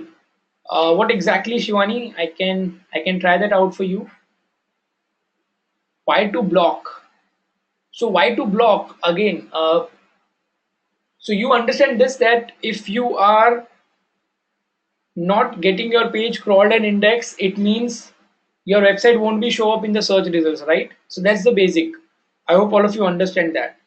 If your website is not crawled and indexed, or if a specific web page is not crawled and indexed, it won't be available on the search results. And if it is not available on the search results, nobody can see that if it is not there on the search results. Okay, so why to block? To answer that question, as I said, there are some websites like e-commerce website or banking website, where they have secure pages like login pages and all those secure pages. So those pages are anyways meant for the users. So why do you want those particular pages to crawl and index and available for everyone? So that is why we block certain secure pages to get crawled and indexed from the search engine, right? So that's the reason people block certain pages. Yes, you're right, Sreyash. That's another way. You're completely right. Private websites stay out of the reach of public unless invited. Yes, like login and sign up. These are the pages. I mean, these pages you don't want to rank. Who wants to rank their login and sign up pages? So it is fine to, block them from the search engine bots.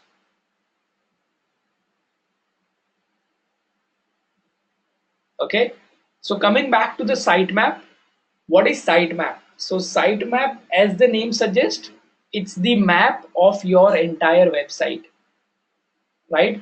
Now, what happens? Okay, traditionally, if you don't have a sitemap, what happens traditionally? Search engine bots come to your website, they will come on home page, and from home page they will follow the menu navigation. They went to the about us page, they went to the services page. Now just imagine, while crawling the about us page, they found a website link of your third party website or your parent website, say beonline.co.in from Allied Digital Media. So what will happen? From there they will jump to the beonline's website.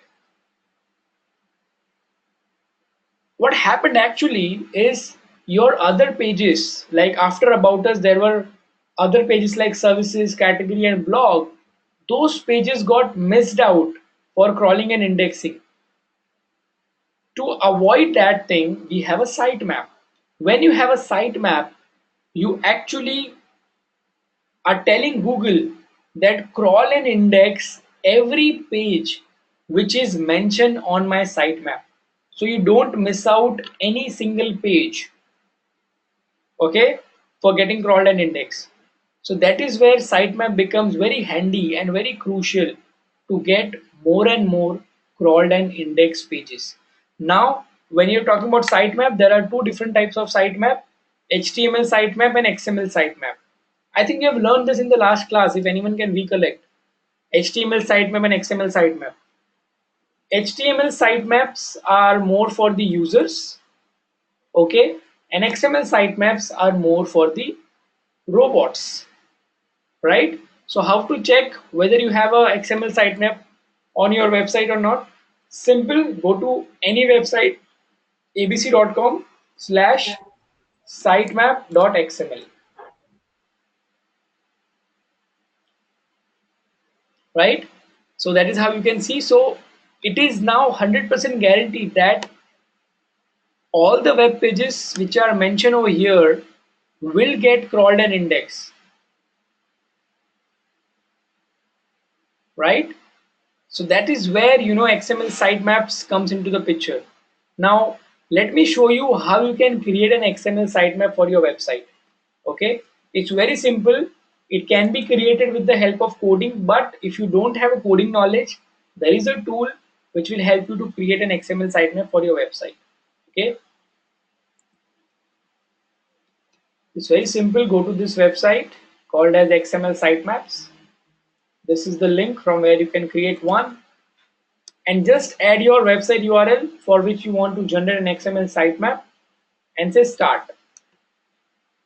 When you will click on start, this tool will start generating an XML sitemap for you. And once it is ready, they will ask you to download from here. Download that XML file and upload it on your web server into the root folder of your web server. Okay. Similar way, the way you have uploaded robots.txt file, similar way you need to upload your sitemap. Okay. So I hope this helps to everyone about the sitemap. These are the important factors of sitemap, the parameters. Number one is the URL. It means this. So it gives search engine bots an instruction which URL needs to be crawled, and then you have a priority. So you can set a priority that which web page out of your entire website, which page is more important to you. So you can set a priority. Okay. By default, always give more priority to your home page. Okay, let me repeat this again. Number one is URL. It means the pages which needs to be crawled. And then you have a priority. So you can also set a priority of a one single page out of your entire website. Okay, so ideally you should give more priority to your home page. And when you create a sitemap from, sorry, sorry, when you create a sitemap from the tools like this, they automatically give more priority to your home page. Okay, and that is how it should be ideally. The last mod will actually tell search engine bots when the page has been last changed. Okay, so it gets updated into the search engine crawler setting, and change frequency indicates how often the page is likely to be changed, right? So you don't need to worry about any of the parameter, but when you create this in coding, at that time you need to mention all these parameters. But when you are creating this with the help of tool, automatically all those parameters are covered under this particular tool. So for example, automatically this tool give your home page is the most priority page out of your entire website, right? And for example, last modification pages it takes from the server. So whenever you upload anything on the server, search engine bots take time from there, that when did you have last made any modification on your website, right? So all those things covered in this tool. So Shreyas says, please give an example of a WordPress website. It's very simple. On the WordPress website, there is a plugin called as SEO Yoast.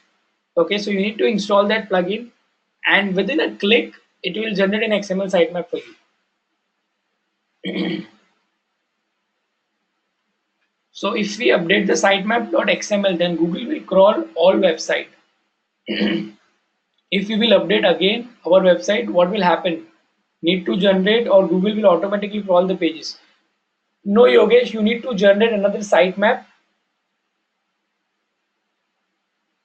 Okay, you need to generate another sitemap, and then you need to invite search engine bots to crawl and index that sitemap.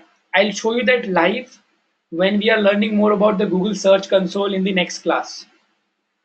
Okay, where you actually need to tell search engine bots, you can actually call search engine bots on your website. Okay, so let me just give you an example of a WordPress website, since you guys seems to have a blog on your webs on the WordPress.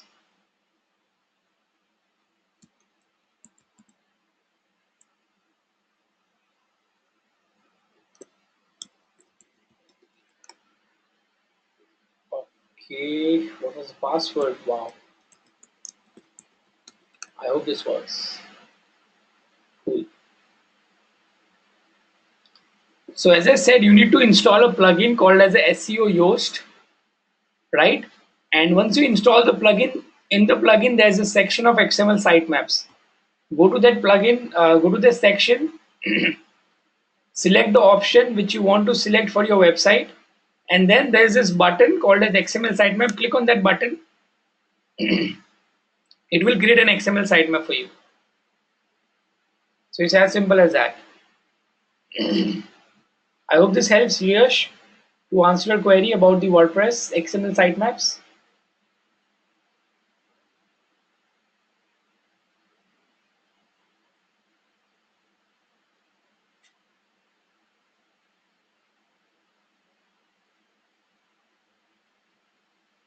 You there, Shreyash?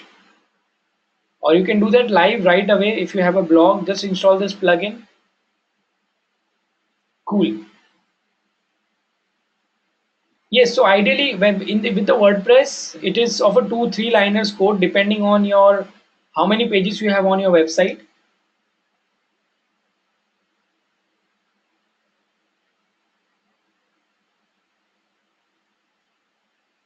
Great. So I think we are pausing our session till here. Okay. We will be resuming our class from from next Saturday, from the what to avoid. But one request to all of you. Okay, one request to all of you that in next class you need to we will be having 30 minutes extra which we have lost in today's class.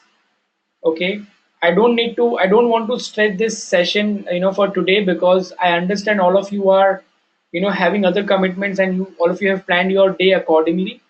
So we are not stretching this session for today, but we will be having an extra 30-minute session in the next class, which is on coming Saturday.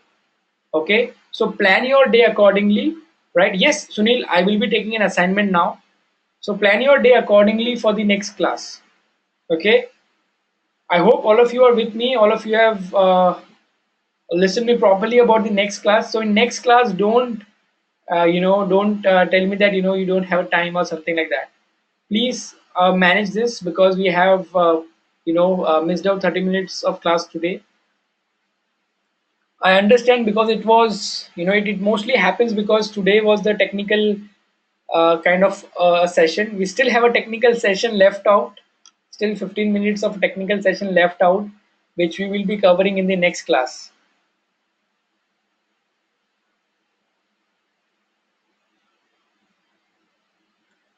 So Mansi, that becomes very difficult, because I can start on the time, but I need to also wait for the other students. 10:05, yeah, 10:05 I can start off. Like today also we have started by 10:05.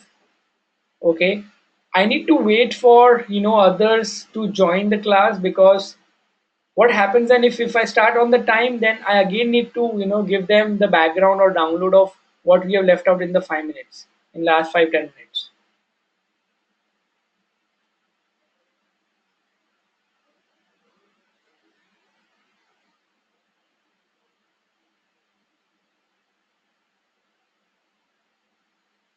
I'm fine, instead of stretching this session for like 30 minutes more, we can start by 9:45 or 9:30. In fact, I'm fine with that. If you guys are ready to come on time, we can start by 9:30 or 9:45.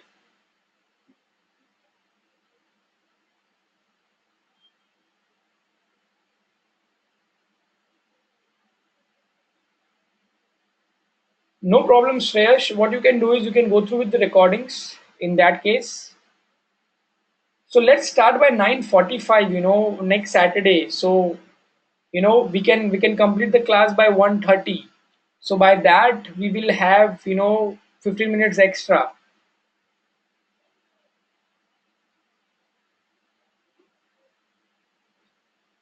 All right, so it is confirmed, right? We will start by 9:45 next class. If all of you agree, then we can definitely go for it.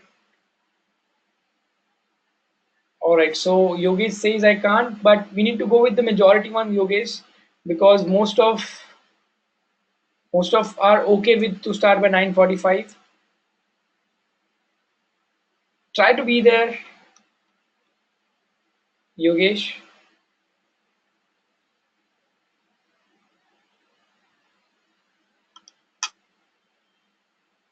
Okay, now let's quickly,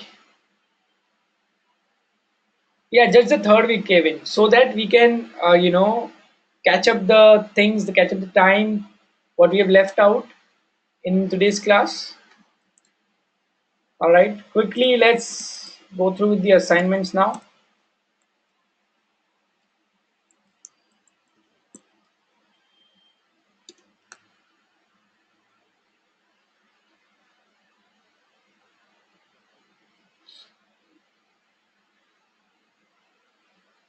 Well, not two slides. There are two more presentation. There are two more topics which we have left out. Sunil, there you go. As you can see, those two presentations are open over here, which I haven't even opened it. Okay, so this is how your assignment file looks like. Is there anyone who have actually opened an assignment, or you guys have not even opened it? Okay, no problem. Cool. So what I have done is I have one assignment which has been already filled up by one of my past student. Okay. So why I'm showing you this as an example, so all of you can understand. Yes, so 10 minutes is more than enough, Mansi. 10 minutes is more than enough. So this is already filled up an assignment by a student, so it will help you to understand what exactly you need to fill in which area. Okay, so the date, your name, your email ID, okay, your trainer name, then start from the week one. So week one is more for a keyword research, right? So again, in week one we have a different steps. So step one is to understanding your customer, your target customer. Okay, so add your business name, right? Your website URL, your business type, whether it's a B2B or B2C. Add your website URL which you have taken for the assignment. Is this business is seasonal business? Okay, it happens that most of the like educational business are seasonal business mostly. Okay, so if it is not seasonal, then mention no. Describe your business, what kind of services and products you sell, right? Your target customers, like whether it's a school, universities, big and small businesses, directors, marketing directors. Okay, the gender, the targeted gender, whether it's a male, female, or both. Is it audible, everyone? Sunil boy, you need to check your internet connection. I mean, this entire session, you were the only one who was facing this kind of problems, I believe. Okay, so your competitors, just search a query, a keyword which you want to target, and mention your competitors link over here, the age range of your targeted customers, right? So I hope all of you are with me till step one. Step one is very basic. You just need to add your, about your business and your target audience, more of a customer profile. Okay. Step two is actually about the keyword research, right? So enter the seed keyword into the Google Keyword Planner, select appropriate geography or target location like Mumbai or multiple cities, or if it's completely pan India, right? And then export the keyword sheet from the keyword planner. So you need to download the keywords which you have selected from the keyword planner. Okay. So Mansi says, what if you don't have a business? Just take any website, your friend's website, your colleague's website, you know, which you want to do it as an assignment. I always suggest my student to take your client, your colleague's website, your friend's website, website your audience visit is for competitor's name. Yes, Mohit, or what you can do is with the display planner, you can also get to know the website which your competitors are visiting the most or your customers are visiting the most. Okay.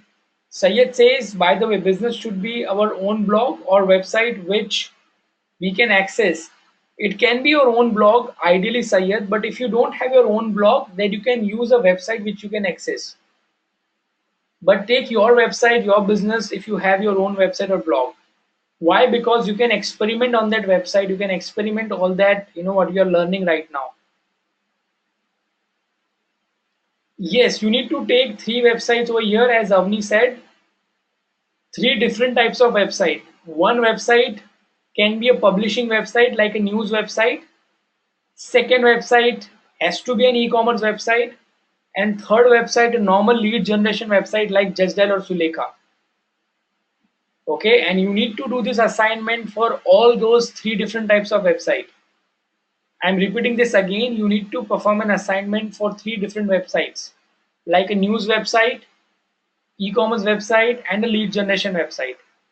Take any website. Okay.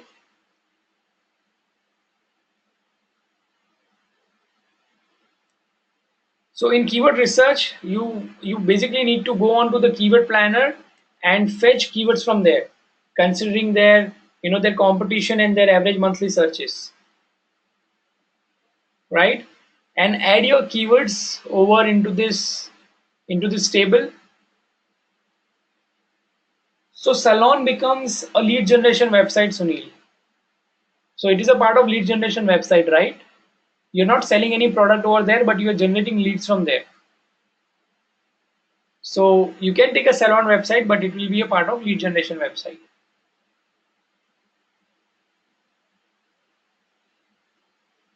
Okay, why we are taking three different types of websites? So that when you go and you will work in any SEO company or any digital marketing company, if you get, mostly the websites are divided into three parts, like news as in publishing as a blogging website. Then you have an e-commerce website where there are transactions are happening and products are selling, and lead generation website. So mostly, overall the internet is divided into these three different types of website.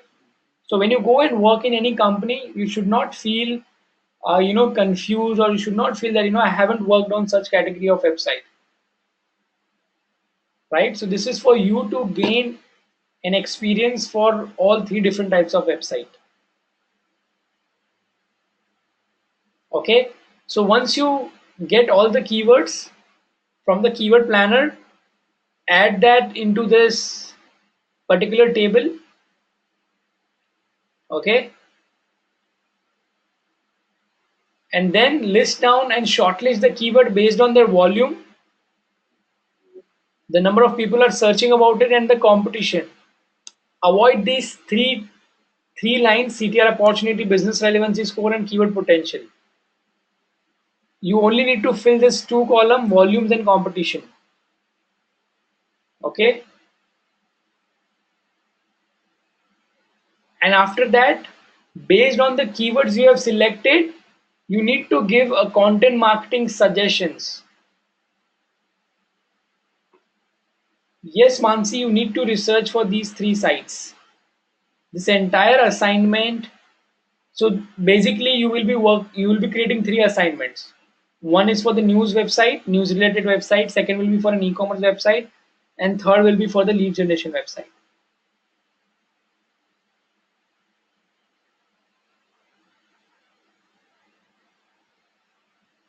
Okay.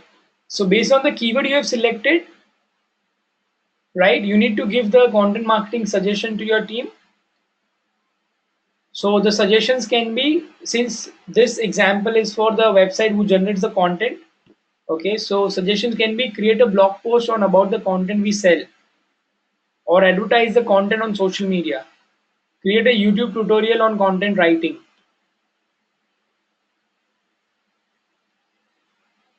So Sunil says news means what exactly? So it can be a blogging website, Sunil. When you say news, it means a publishing website, a website which publish too much content.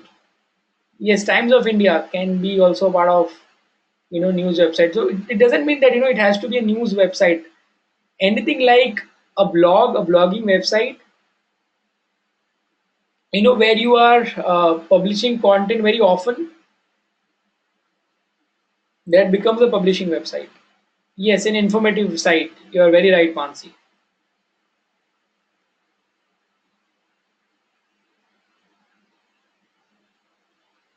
So after content marketing suggestions, you have a week two. Okay, week two is all about on-page and technical optimization. Investing.com. Okay, I need to check that. Let me just open that website. Yes, you can take this website, Shreyas. You can take this website. This is an example of a news website. You can take that. Okay, so in week two, what we are doing is we are basically, but yes, they are also publishing content, Sunil, right? As I can see here. So this is their weekly comics. These are the news, right? So these are basically an article about the forex and about the shares. So they're also publishing, good articles. So that also becomes a news site. See, there you go. In the news section, you will be having different articles based on the different topics.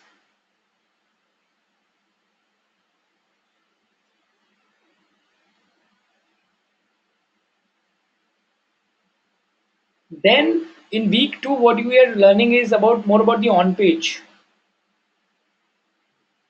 Okay, so based on the instruction provided in week 2 task on page audit, fill in the details, right? So what detail you need to add over here is, this is for the home page. Okay, so add the title of the home page. Now let me give you an example of this, how you need to do, how you need to fill in this table. Okay, so for an example, I am taking this website for my assignment. So what is the title tag for the home page? So go to the view page source, copy the title from here,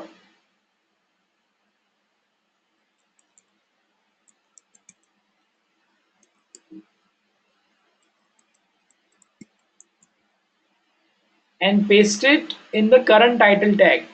So what is the current title tag of my website? And then what you would like to recommend. What is your recommendation? Okay, add your recommended title here for this website, for this home page. Similar way, you need to copy the description. So copy the description from here, again view page source,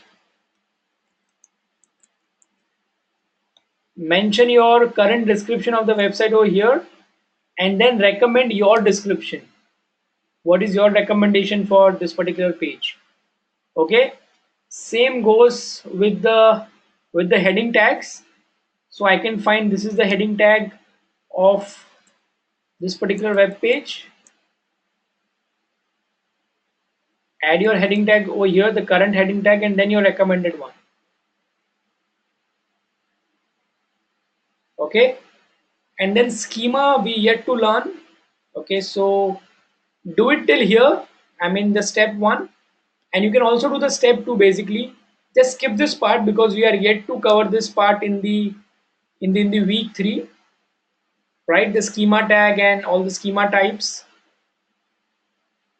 So you can do this part, the home page analysis, and then you can do this part, analysis of other pages. The way you have performed it for the home page, similar way you need to perform this for 3 other pages on the website. Okay, and then the technical analysis and all that we will yet to learn. Once you will learn this, then you can add this into the step 3 as well. Okay, so I hope all of you are with me till week 2, step 1 and step 2. I hope all of you can fill this across now.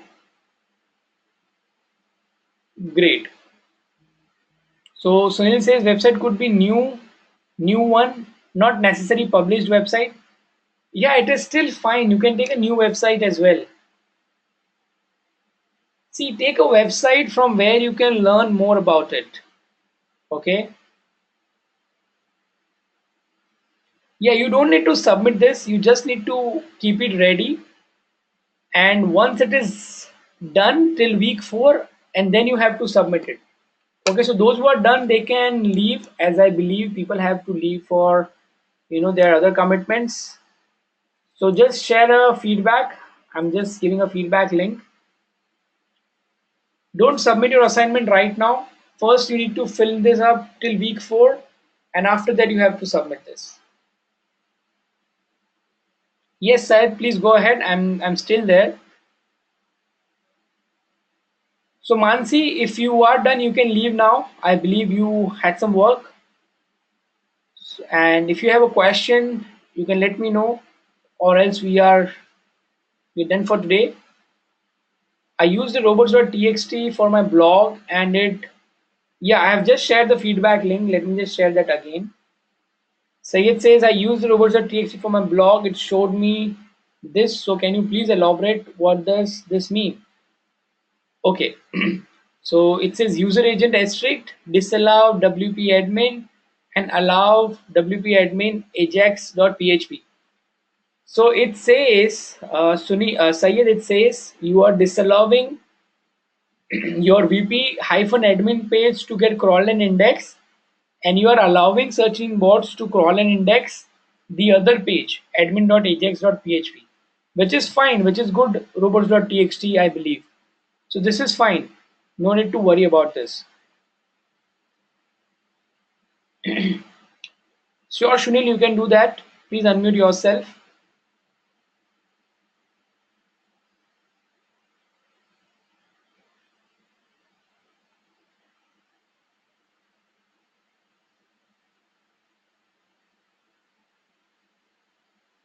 Okay, let me unmute since you're not able to see that button.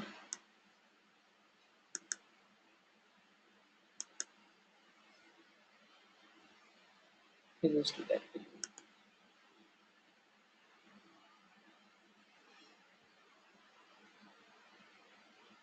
Okay, where is Sunil?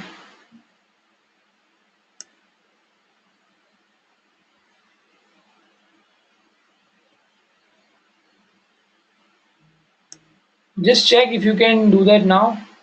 Have unmuted yourself.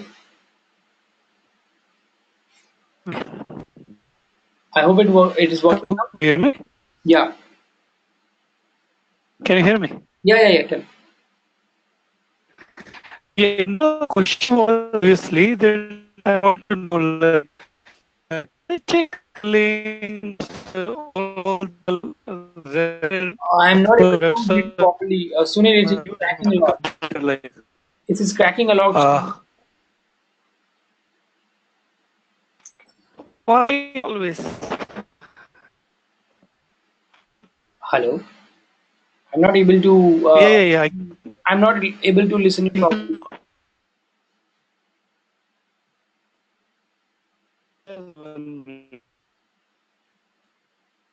You're there? Hello.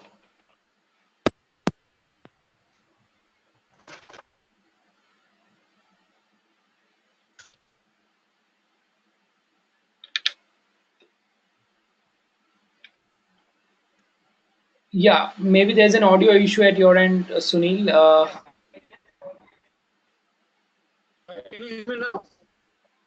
Hello. Can you hear me now? I can, but there is too much echo and there is too much of cracking in between your voice.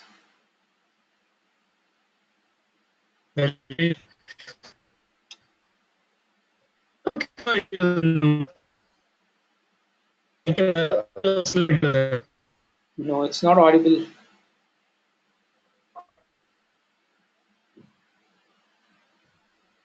You're using your headphones, or maybe check that, or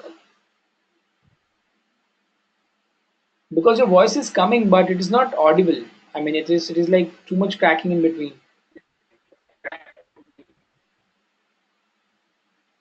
Sure. Bye bye Arzu. Bye bye Shreyash, Deepika, Syed. Yeah, maybe there should be some issue with the go-to meetings. You can type that down. I mean, if you don't have any problem, you can type that across.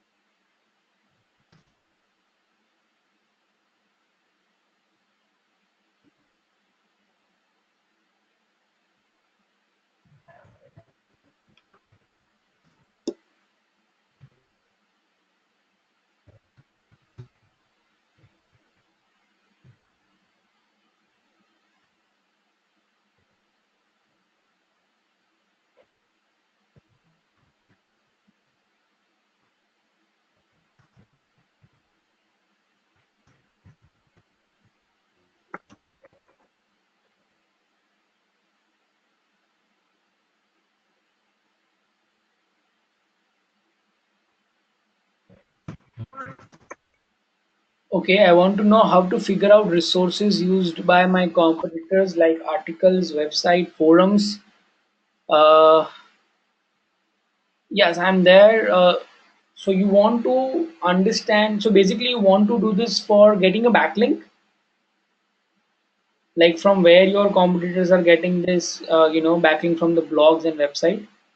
So yeah, it is there in the link building session, Sunil. I've covered you. where I'll show you how you can find website and bloggers from your category, from your industry. And believe me, there are thousands and lakhs of websites which you will discover. So there's this magical formula. I don't want to reveal that right now because there's a process. There's an entire process to train you on how to find these websites and bloggers. So just you have to wait a little bit. Like it is there, I believe, in the next class where I'll show you how you can find these bloggers and websites from where you can get a backlink or from where you can go and publish your content on their blog. I hope this is what exactly you are trying to ask, right? Cool. So it is there. It is there in the link building class.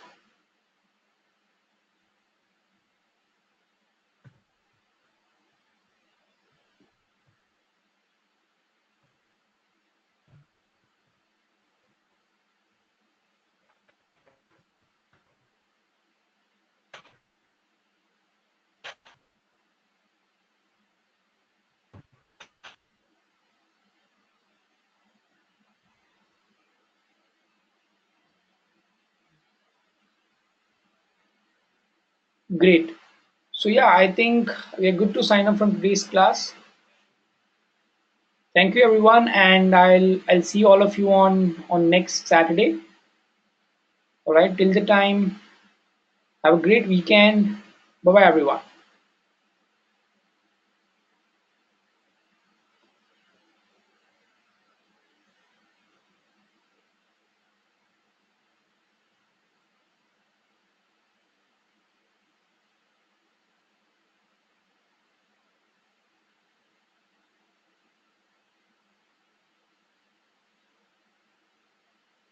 Thank you, Ariom. Bye bye.